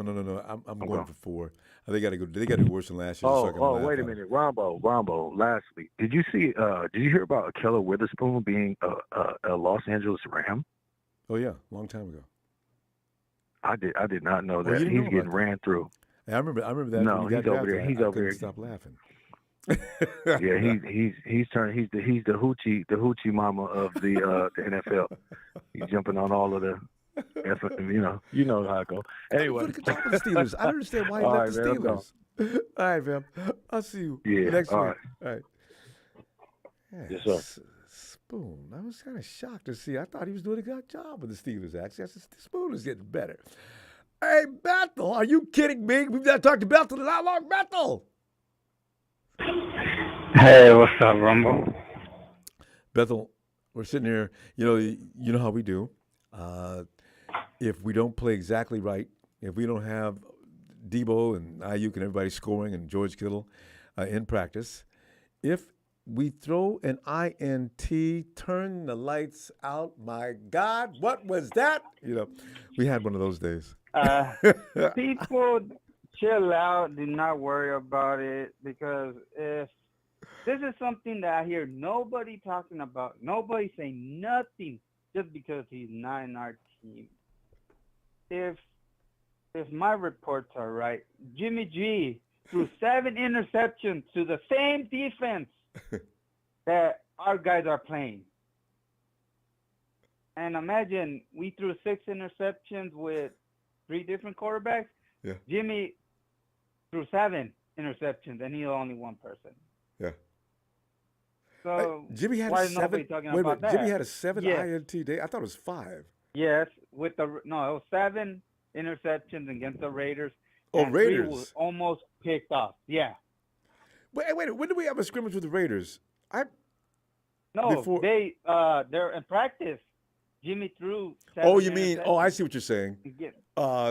Against his own team. Now that's his own team now. Yeah, now I see what against you're his talking own about. team, yeah. Jimmy threw 7 INTs against his team. Yep. I heard about something like that. I didn't get the full count on how many INTs, but people were going wild. So yeah. Yeah, and then I actually seen one of somebody that writes for the Raiders was actually really impressed with Trey Lance. Uh-oh. And he used to not like Trey Lance, but after he seen him practice and all that, he actually liked what he was doing. So, that's why he's being the starter. And you never know. By week 1, and Trey should be Lance starting. starts. Yeah, Trey. You got to have him starting against the Raiders. But come on, you can't just completely insult him. Sam Darnold just got here, no matter what. So he's got to Trey. You cannot embarrass him by saying Sam Darnold's going to start. Trey's going to come in the second half. So yeah. So hopefully Trey can go out there and lay some work down that can get some attention. And one thing that Trey was doing really good, he was moving the ball, and he had a poise with him, where Sam Darnold was kind of iffy on throwing the ball, not want to throw interceptions. Yeah, he doesn't. Where Trey Lance would just let it rip. Yeah, Sam's still trying to figure out the gamble. offense. Darnold has little. I mean, can you imagine? It takes up to a year to even start to really feel comfortable with Kyle Shanahan's offense. Can you imagine Sam Darnold? Sam Darnold's going to look like a deer in headlights for a while. Yeah. So that's why you should go to, somebody that feels comfortable, Trey. running our offense.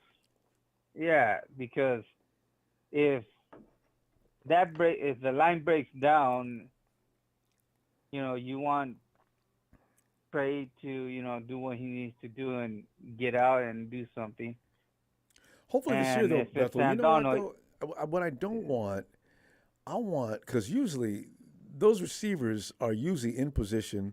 It's like Ayuk was explaining today. I got my landmarks to hit, and if there's something in my way, I got to make sure it ain't in there. Because, see, that's what the 49ers offense feeds on, everybody doing their job. If I'm the quarterback, yeah, I don't even need to see you. I just got to hit that landmark. You need to be there and make that play. Because if I'm running around as a quarterback, I'm not going to see where I'm supposed to hit the mark. Like that beautiful one-on-one with Deebo Samuel getting that hard catch and throwing the ball at he goes, "Oh, Raider, you really want the ball? Here you go." Keep it. And he threw it at Deebo Samuel and he missed him. If you ever want to insult somebody, that's how you do it. When you just got through smoking somebody, you add to they lost face to begin with. And then you take the ball as they're walking away, hit him in the ass with the ball. If you really want to piss him off, that works every time. Coaches probably get on you when you get back. Look, don't do that. Because you knew what was going to happen. But it's what you do. It makes you feel so much better. Now you get to laugh at him. Yeah. That was funny when I seen that video. He's all like, "Oh, you want to take away the ball? You want it that bad? Here you go." If you do that during the regular season, you could be fined for taunting, though. Practice is okay. Yeah, practice is okay. You don't have to worry about it. They won't say nothing. It's all fun and games. It's definitely funny. Oh, and then plus, remember, the Raiders have two edges that are really good. Chandler didn't play. He will this Sunday, I bet, just for a little bit. Crosby and Jones. Ooh. You know what? The Raiders are going to have a decent defense this year, too. That's the thing. They're going to compete in NFC West. Yeah. I mean, AFC. Yeah. Chandler that's a good defense right there. So they have some trouble with them. I think he's an All-Pro, if I'm not mistaken. Who? Max Crosby? Yeah. Oh God, yeah. Tattoos and all. And then he's got Chandler Jones on the other side. Oh! Get rid of the ball or get killed. That's your choice now when playing the Raiders. Yeah, so they're not playing chumps. They're not playing, Well, Jones rookies. didn't play. They're playing. I don't know if he's playing Sunday, but he didn't play today from what I read. They're practicing actually one-on-one with some of our guys. Yeah. And that's actually a nice thing that I seen. He was helping some of our guys out and saying, "Oh, if I do this or I do that, if a guy does it, give him a little pointers." Mm. It was kind of friendly with some of the players, but some of the players trying to be assholes on the Raiders side. But that's what you want. That's what you want, because that's why you have that collaboration with another team. Because your own team is going to be pretty much buddy. But the dude on another team, he's trying to make that team, and you're standing in the way if you're making him look bad. So now there's a potential for a fight on every last drill. I love it. Yeah. As you get up off the ground, man, this game ain't for you, man. You better try to find out. Can you play baseball? How about basketball? Because this ain't gonna work. Hey, say, who you talking to? Now here we go. Yo, talking trash is a wonderful thing in all sport. Yeah, so it's part of the game. It's just, I think there's a couple of teams that played their starters. So we'll probably be the only one. Maybe not. We're not gonna we get injured too much. There's not gonna be anybody starting. But Kyle, and besides, Kyle wants to look at who he's gonna get rid of. He already knows who he's gonna keep. Anyway. Yeah. Bethel, we're gonna have to close up. Bethel, always great to hear from you. I guess we hear from you a little more regularly now that the season's getting underway. Yeah. I'll see you next week, though. Let's see how we do. Yeah. All right, punch the like and let's go Niners. Thanks, Bethel. Talk to you later, fam. Man. Oh, my goodness. It is time to bring in that man, that leader of the clan. He is Papa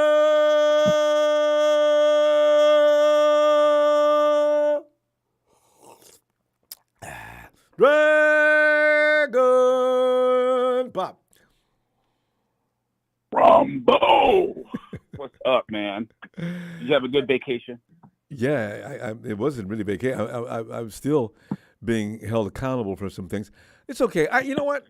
The season is free. In fact, next weekend is it. I'm back. But Pop, yeah. I'm you know how much I love to get in here and talk football, Pop. It's been killing me, but I'm okay. That's cool. Hey, well, let's talk some football. All right. So, I just think overall, I think that this was a fair quarterback competition that I think Trey would win. I've never seen anything like this in my whole life. I've never seen someone literally change the entire way that they throw the football in one the time that he did it. Yeah.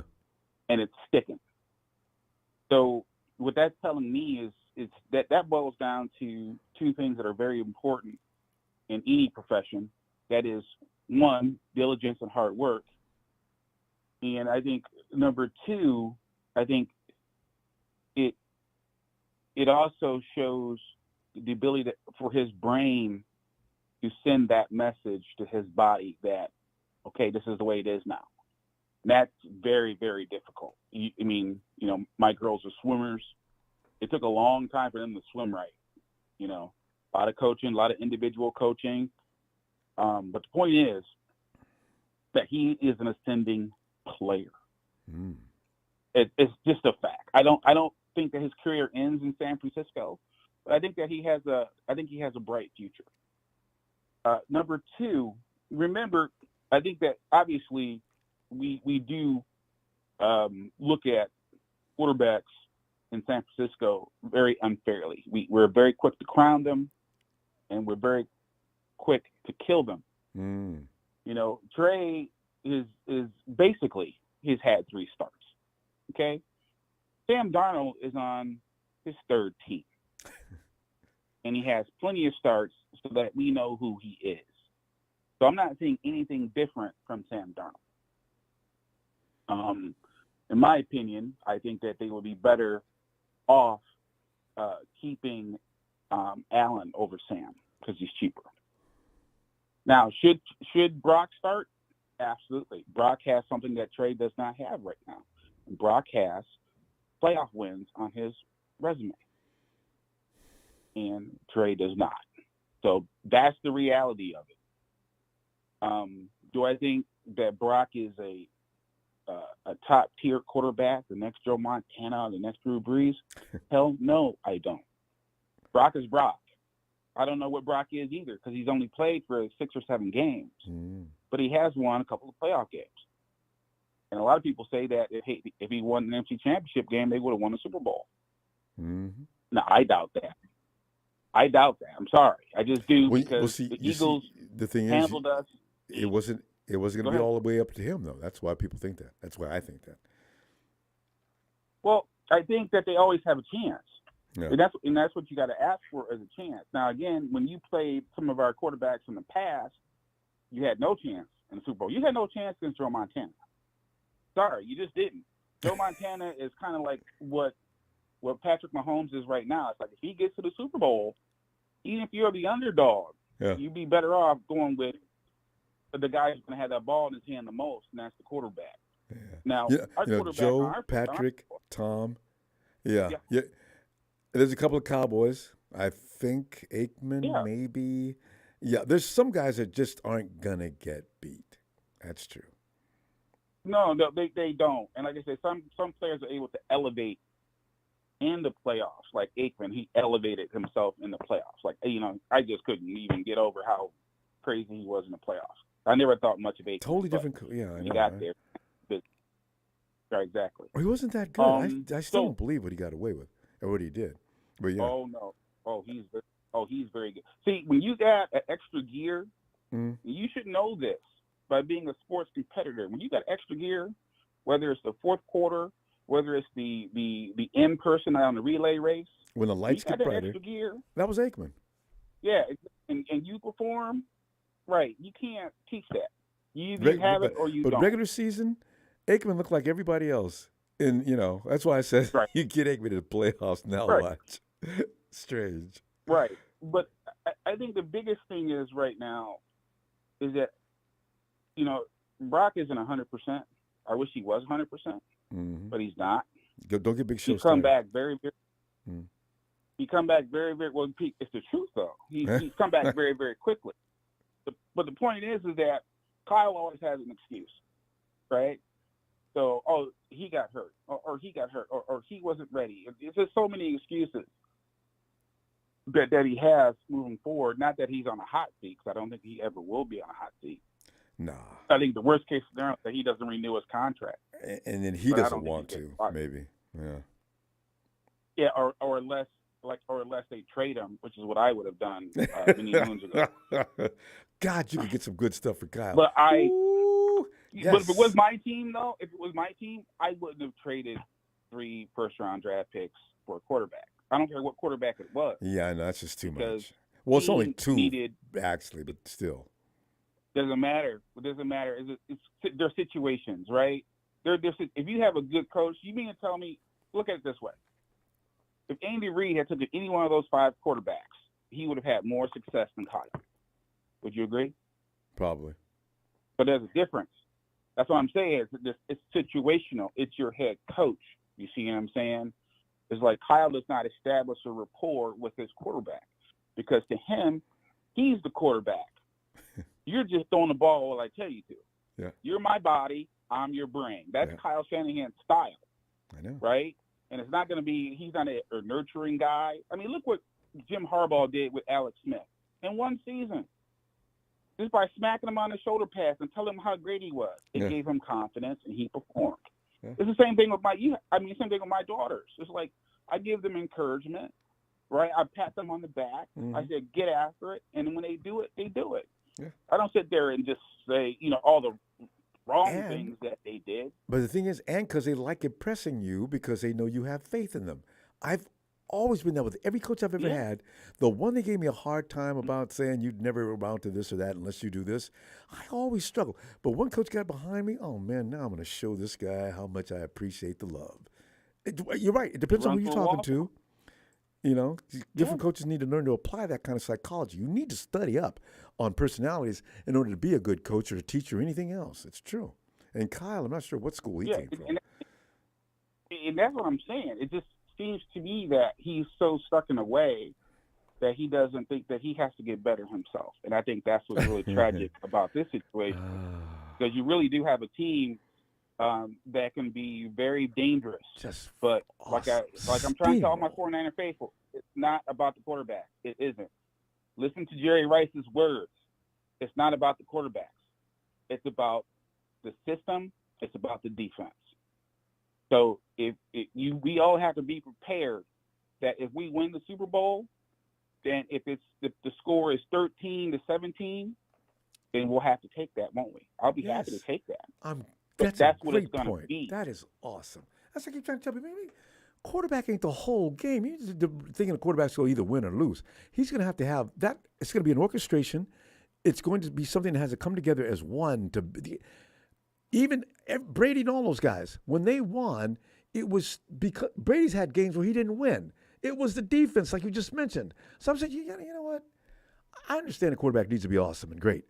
But he ain't going to be the only one in the Super Bowl. Now, he may be the one going up to the Super Bowl or maybe the first or second round of the playoffs. But when you come to that Super Bowl, it's the best of the best out of each division. You damn well better believe it. Better be more than a quarterback or you're going to lose. That's all there is to it. Well, that's what I'm saying. We're talking about Brock, the real deal Purdy, right now. And Brock doesn't have to carry this whole team on his own. But remember, this is the NFL, and half the teams in this league run Shanahan's system. Okay, and right now they're going to make the adjustment for the little quick quarterback who can run out to the left. And you're probably starting to see some of that right now with the way that he's been playing and his completion percentage and all that good stuff. Yeah. All that stuff's going to carry over to the regular season. So they better make sure that their running back depth is good, and they better make sure that they use all of their weapons. Because if they don't, if they put 80% of this stuff on McCaffrey, I don't know if he'll hold up. Yeah. Exactly. So they have the right personnel to do what they're trying to do with how they're trying to do it. But remember, we're talking Kyle Shanahan. We're talking about the guy who was in the Super Bowl leading 28-3, and the only thing he had to do was run the ball, and he passed the ball. You're talking about a guy who was in the Super Bowl. Don't give Rudy Super Bowl, 2 of them. Yeah, don't give Rudy fuel for fire. We got to stop though, fam. Rudy. I know, right? All right, well, look, big shout out to the Big Show, to Jalen, Tony down under, even Chill Pill Phil. I love you, Phil. And Big Man Ellis and his whole family. Big shout out to them. Yeah. And TNT and production, and of course, thank you, Ronbo, for the platform. Shout out to you. Always a pleasure. Always a pleasure to hear from you too, Pop. I love your perspectives. Excellent points. Tell you what, we'll see you next week, and for the last interruption of this week. Yes. All right, fam. Yeah, hey, I want you to talk about what you're going to look forward to on the preseason game coming up. What you're going to be looking for later, Ronbo. All right, fam. Night. In fact, it's just like somebody pointed out a little while ago. The starters sitting down is a great thing because we've got some really fun-looking. I mean, these guys that are coming in, the prospects. I can't wait to see what they look like. Hey, area code is 408.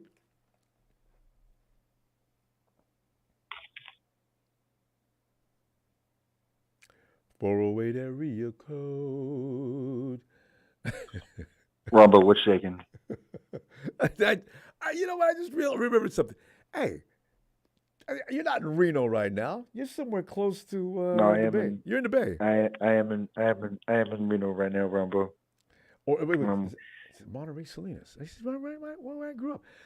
Hey, you know, Casey. Here's the thing. It is always delightful, no matter where you're from, because I know you're a rambling man, and you've got to move around. Yeah, Ronbo, I stay moving, man. It's been a long time since I talked to you, Casey. You know, we got to have these Casey conversations. I know, man. How you been doing? And it seems like every time on the nights that you're supposed to have a show, I'm on the way to a girl's house checking my phone to see if there's a Ronbo Sports show. The ultimate flattery, Case. Thanks. But yeah, and listen, next week I got to make sure. And then after that, it's back to normal. I have this really funny inside joke with myself where it's like, babe, Ronbo's on. You know, and she's like, what does that mean? Well, looks like I'm gonna have to go. I'll be right back. Guys, don't do it, man. I'm in the closet. I'm in the closet with my headphones on and the little radio. I'm fiending for the Ronbo Sports show. You know, Casey, the thing is, I've had this 2-3 years ago. One girl did send me a note, and I was saying, you know, I really want to apologize for that. In fact, I'm going to tell, who was that? I was going to say, listen, next time he calls in, I'm going to say, listen, you got 2 minutes and get back to the wife. You know, it's not my intention to make women mad. But Case, Raiders, 49ers, there's a lot being said, like it always is after every scrimmage when we do these joint practices that makes people mad on one side or the other. Casey, are you mad about what you heard, what happened in practice today? No, I'm not mad, Ronbo. You know, I like that Jawan Jennings is out there still hungry and everything, and I don't know what happened with Devontae, but Ronbo. Speaking of training camp, I thought about you earlier in the week when Kyle was asked about Bosa, and Kyle said, "I don't know if Bosa's ever been to training camp." Oh, hey, you know what? This is the best way to keep him safe. I don't know if they're intentionally doing this because they're making people crazy, but Knicks doesn't need camp to be good. I do want to see him get a little bit of warm up, though. Damn it. I know. Probably the last 2 weeks. It's just so funny to me to think that, Kyle never watches what was going on. He's Actually, always that brings me to another thought. Always saying that. Is that I was over getting a burrito the other day, and I met this 49er fan, and he was telling me about how he's been to all these training camps for the last, 15 years. And he said one thing he notices about Shanahan is that he doesn't watch the practices. He's over off playing football with his son or something. Did somebody see that, really? That is hilarious. Yeah. Yeah. Because he's always talking about how matches practice the matters to him narrative. more than anything else. So if he's over playing catch with his kid, now that just sort of throws a shadow over what he's been saying. I mean, Ronbo, I'm not here to, try and figure out what Kyle does with his time. I'm sure he spends a lot of time watching football. Wait, in case you forgot. He gets on the rooftops with Joe Staley and throws the ball all the way across the street, risking throwing a football into somebody's window or hitting somebody with the ball. Oh, God. I'm not sure what the reference is there, Ronbo. Well, I'm saying Kyle does everything but, I mean, he's not as serious as we think he is. Yeah.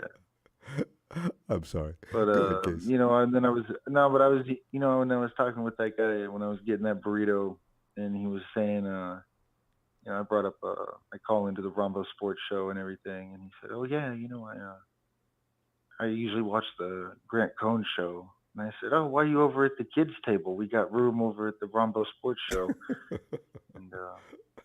And he said, "No, I don't really like Ronbo Sports, actually. I don't think he's very honest." And so I had to hit him with that Kinlaw energy. And I said, "You know what, man? My Ronbo Sports is bigger than yours. And you can go back to the kids' table." And that was the last I saw of that 49er fan.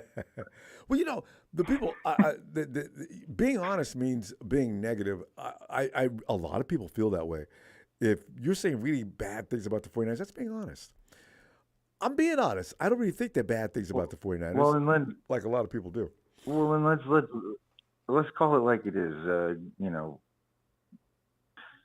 Not everybody in media is a fan of the 49ers, and it's a privilege to rep the red and gold the way we do. So yeah, that's why I call into the Ronbo Sports Show. Yeah. And in case it's appreciated too, you know what I'm saying? And and every now and then we say bad things about our guys.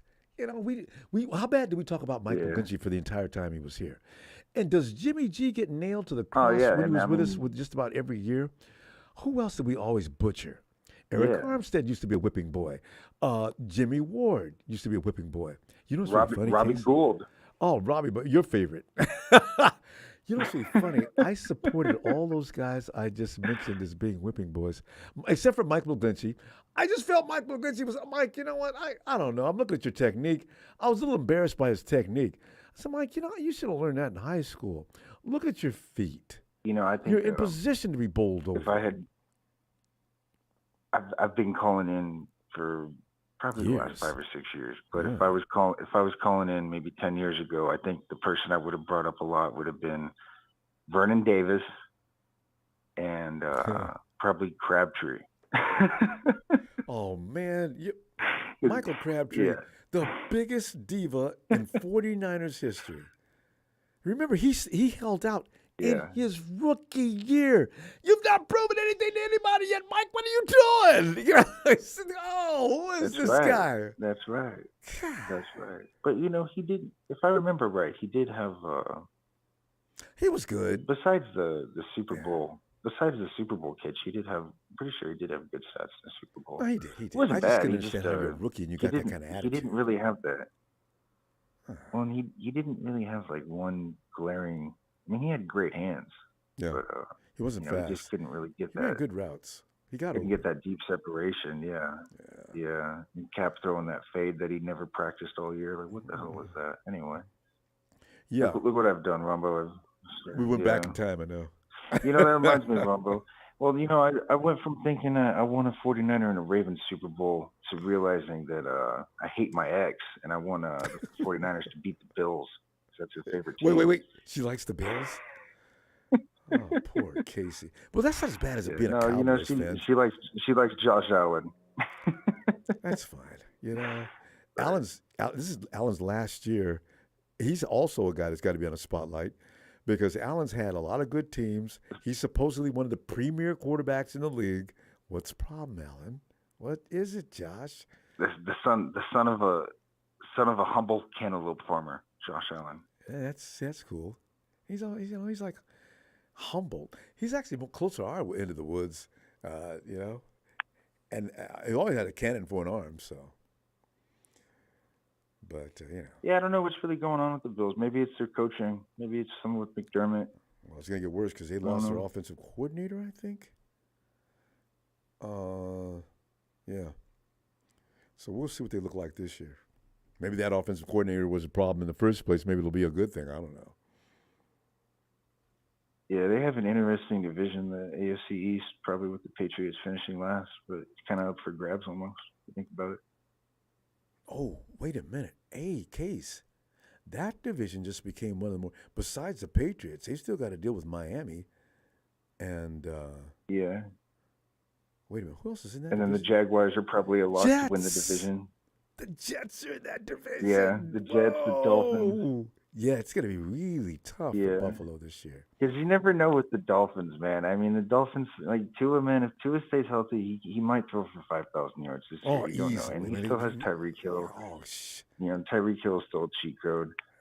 So I mean, I don't think the Jets win more than 9 games this year, and probably going to be between the Bills. Their defense is too good. Most likely, it's the Bills. No, they'll beat the Bills. The defense. That would be so sweet for me, Rumble, if the 49ers beat the Bills in the Super Bowl. Well, that's what you're saying. 49ers versus 49ers. No, I mean the thing is that would be nice, but the Jets are going to beat the Bills. The defense is too good, and now you got Rodgers to propel that offense that he built and brought all his friends over to play in. I'm not convinced, Rumble. I don't think the Jets have good football karma. I'm not convinced yet, Rumble. They don't. You're right about that. I remember all that. I remember all that stuff with Greg Williams and all the nasty players, Henry Anderson and what's his name, Quentin Williams and all that stuff, man. Man, fuck the Jets, man.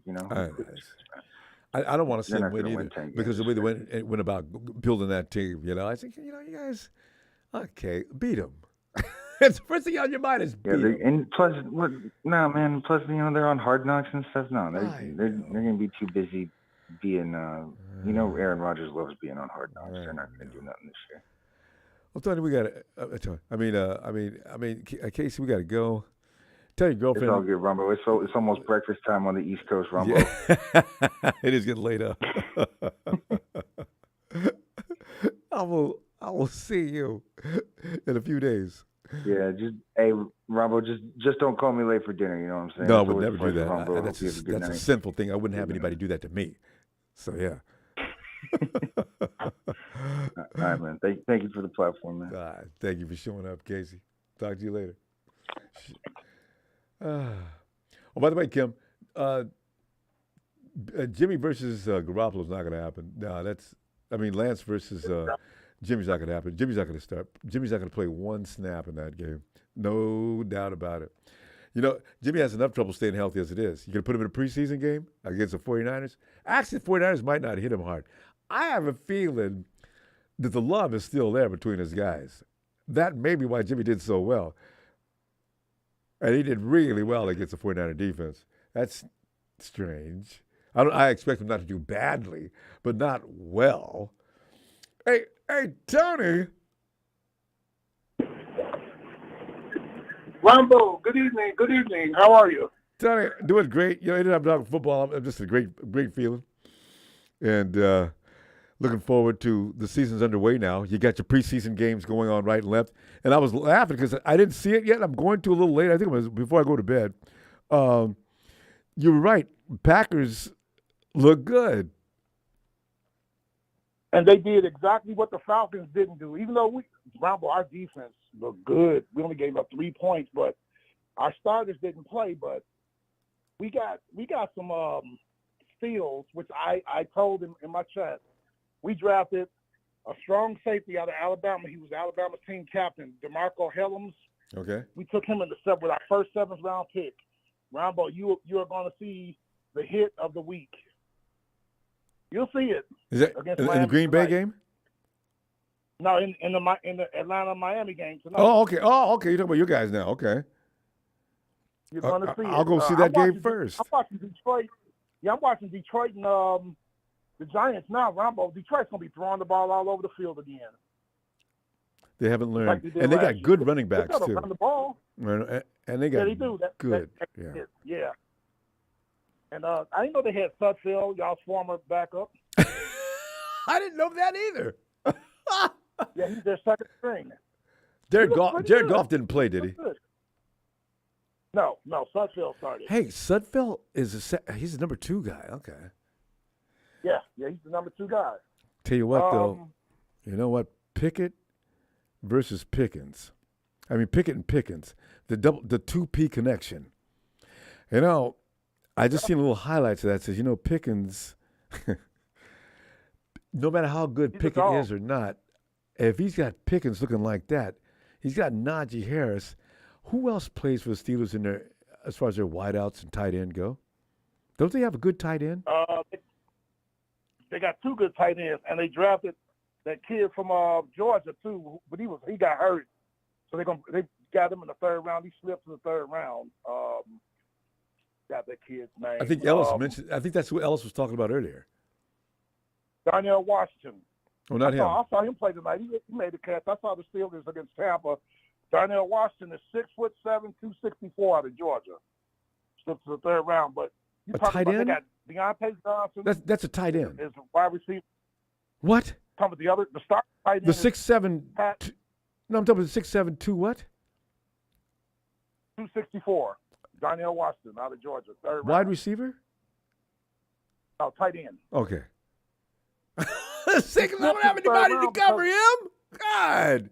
Yep. That's too physical. Well, he's not starting, Ronbo. He slipped to the 3rd round because he had a knee injury, but he's coming back from that. He's actually their 3rd string tight end. Their starting tight end is the guy from last year, Pratt Firesmooth from Penn State, and then they got Zach Gentry, their 2nd string tight end from Michigan, who they drafted in 2019. They got some nice tight ends. And the Steelers like their to play. Their offensive line's good, Ronbo. Oh. And the Steelers like to play beat-you-up football, too, just like the 49ers do. See, that's that first game, I'm concerned. I'm definitely concerned. The defensive line's got to buckle up because Pittsburgh last year, they signed free agent James Daniels from the Bears out of Iowa in the free agency. This year, they took Isaac Sumolo from the Eagles. So they shored up their 2 guard positions with free agents. Their 1st round pick was Broderick Jones, 6'5", 311, offensive left tackle. The offensive line, it's the best Steeler offensive line in about 10 years. Oh, no. Yep. And my offensive line, I'm not sure about. So, and J.J. Watt is probably chomping at the bit. It's going to be interesting to see how the 49ers do in that game. We'll get that'll be the litmus test because I bet you we don't play anybody as physical as the Steelers for the first 3 weeks for sure. The Rams definitely. That's a candy ass team. They're not going to be tough in week 2. Week 3, I forgot the schedule. Yeah. Oh man. I do not want to lose. I don't want to go 0-1 playing the Rams. So yeah, I hear you. The Rams. That's like I said. The Rams. If they can't beat Arizona, I can see them going over. Yeah. y'all play the Giants week 3. Y'all play the Giants at home week 3. Oh yeah, Harold. Thanks. Did I say T.J. Watt? Yeah, Who's the first 2 games you got? People are saying good things about your team, but they're also saying good things about the Panthers And there's some whispers about the Nolans. Yeah, your division is looking like the division. But nobody's giving – Tampa Bay's getting no love, though. And they played terrible tonight. Master Baker Mayfield and Kyle Trapp, their quarterback situation was horrible. Ronbo, our defense is looking good. We only gave up 3 points tonight, and that's for our second and third and fourth stringers. Yeah, and that's okay because you're just looking at those guys. Yeah, Ryan Nielsen, man, our defensive coordinator is the real deal. Our defensive backs coach, Jerry Gray, I don't know if you remember him. He was the Rams' first-round corner in the 1990s out of Texas. So he went up against Jerry Rice and John Taylor twice a year. He came over from Green Bay, where they got Jair Alexander and Eric Stokes, those 2 first-round picks, and Rasul Douglas. So he had a good secondary with Green Bay. He's over with us now. Yeah, so Ronbo, right. we had 3 interceptions tonight. We had 5 sacks and 3 interceptions. Hey, you got a front line. How much did your defensive front line play? Your first stringers. Grady Jarrett played the first series. Yamada played the first series. Calais Campbell did not play. Yeah. We have a 3rd-round steal named Zach Harrison. I told you about him out of Ohio State, 6'5", 272. He's going to be the backup to Calais Campbell. He had a sack tonight. All right. See, this is when you got to look at the guys now. This first game in particular, when you're just looking for guys that you think may have a chance, so you can start narrowing down that list, that cut list right now. Because in another 2 weeks, you're gonna have to make some firm decisions and make them and stick to them. And that means no matter what the kid does. Honey, I shrunk my arm. Purdy's in trouble. Matthew, Dime, Stafford, baby. Rams Nation. Shout out to Ronbo Sports. Marketing Pro, Ronbo Sports Collabo with Tony right here with the ATL, you know what I'm saying? It's that time of the year. 2 juggernaut dynasties like the Rams and 49ers. Best time of the year. Let's see who's going to win. Marketing Pro out. Ronbo, he sounded like he was drunk. He's never called it. He wasn't on something. That's why I'm always amused by his antics. Hey, Ronbo, I saw Hard Knocks. I saw the replay of Hard Knocks 2 nights ago. And, Ronbo, as soon as it came on, they had the camera, Aaron Rodgers coming out to the practice field, and the crowd standing over. I'm like, here we go. Like it's the Academy Awards. See, and that's why people shouldn't do that to him. He's already too full of himself now.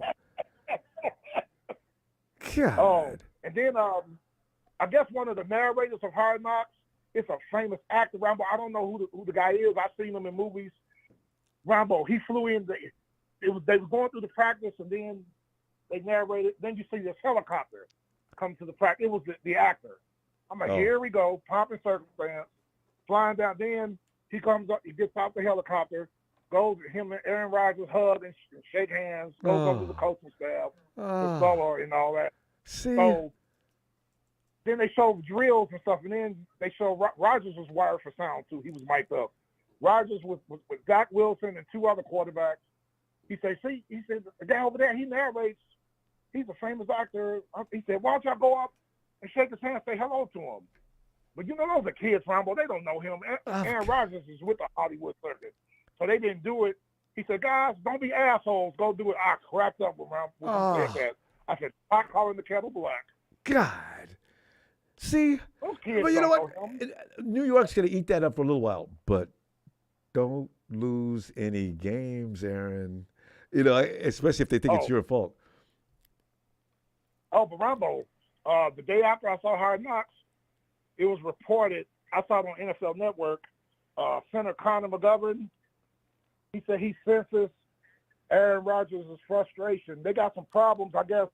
You remember Dwayne Brown, the left tackle, played for Seattle, former first-round pick? Right. Been in the league for a while. Yeah, mm-hmm. Yeah, he's their left tackle. And you remember Mikhail Becton, their right tackle? They Huge. drafted in the first round. Huge, man. Exactly. Always hurt. Well, he can't stay healthy, right? He's always hurt. Where I guess both of them aren't doing good blocking, and Aaron Rodgers is pissed. And Conor McGovern said something. He says, I can sense Aaron Rodgers' frustration. So they might have some offensive line problems. Wow. And the thing is, look at who those guys are. Becton, Brown, Those guys are supposed to be Former good. first round pick. Brown is getting a little long in the tooth. But Beck, no. What is he? What is his problem? Other than the fact that, and you know what? The rap on him was, remember he came into the draft, they said football doesn't mean everything to him, and he has several other interests, and he said some things that alluded toward he wasn't all that dedicated to the football cause. So, and he missed most of the season last year because they're lazy. You know, you get that money, then you don't want to work. You know how they do. yes. And I understand he really does love to eat, and he's not concerned about the season where you should probably keep your intake down a little bit. You know, so there's a mistake drafting him. They should have re-signed George Hunt. They should have re-signed. Remember, George Hunt was their right tackle last year. Should have re-signed him just to have that backup depth. You know what I mean? But they let him go. He's with somebody else now. So you know what I wonder though? If I'm an offensive lineman of that magnitude, do I care what people say? Or do you see, it's the guys who are trying to make a name for themselves that really do the best job. The guy I want on my team, right? So if you, like a guy like Becton, who doesn't really give a damn, you can really tell, why do I keep him? I don't know, but they better do something because, matter of fact, one of my friends said, like your last caller said, that they don't think that the Jets are going to make the playoffs. I think Nine games? Card, but... Yeah. Who's that? Yeah, yep. Casey. Casey gives them 9 games. Mm-hmm. He will. I feel they got Buffalo winning that division. Rodgers will be in deep. He thinks it was bad in Green Bay. Oh, he will be in. Oh, by New York media. Oh. And like you said, Ronbo brought his own guys over too, and they got rid of them 2 second-round picks. Better win, right? You better win, Aaron.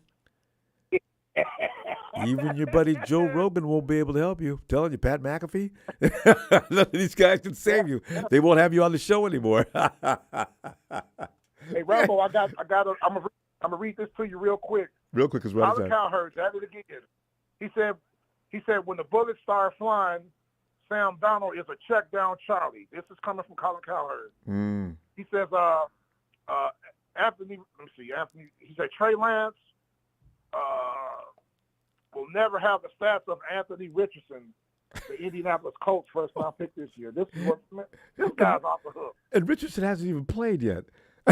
So what is Cowherd talking about? Cowherd's still mad with Trey Lance. Trey Lance will never. Yeah, he said he will never play up to the equity that they used to acquire him.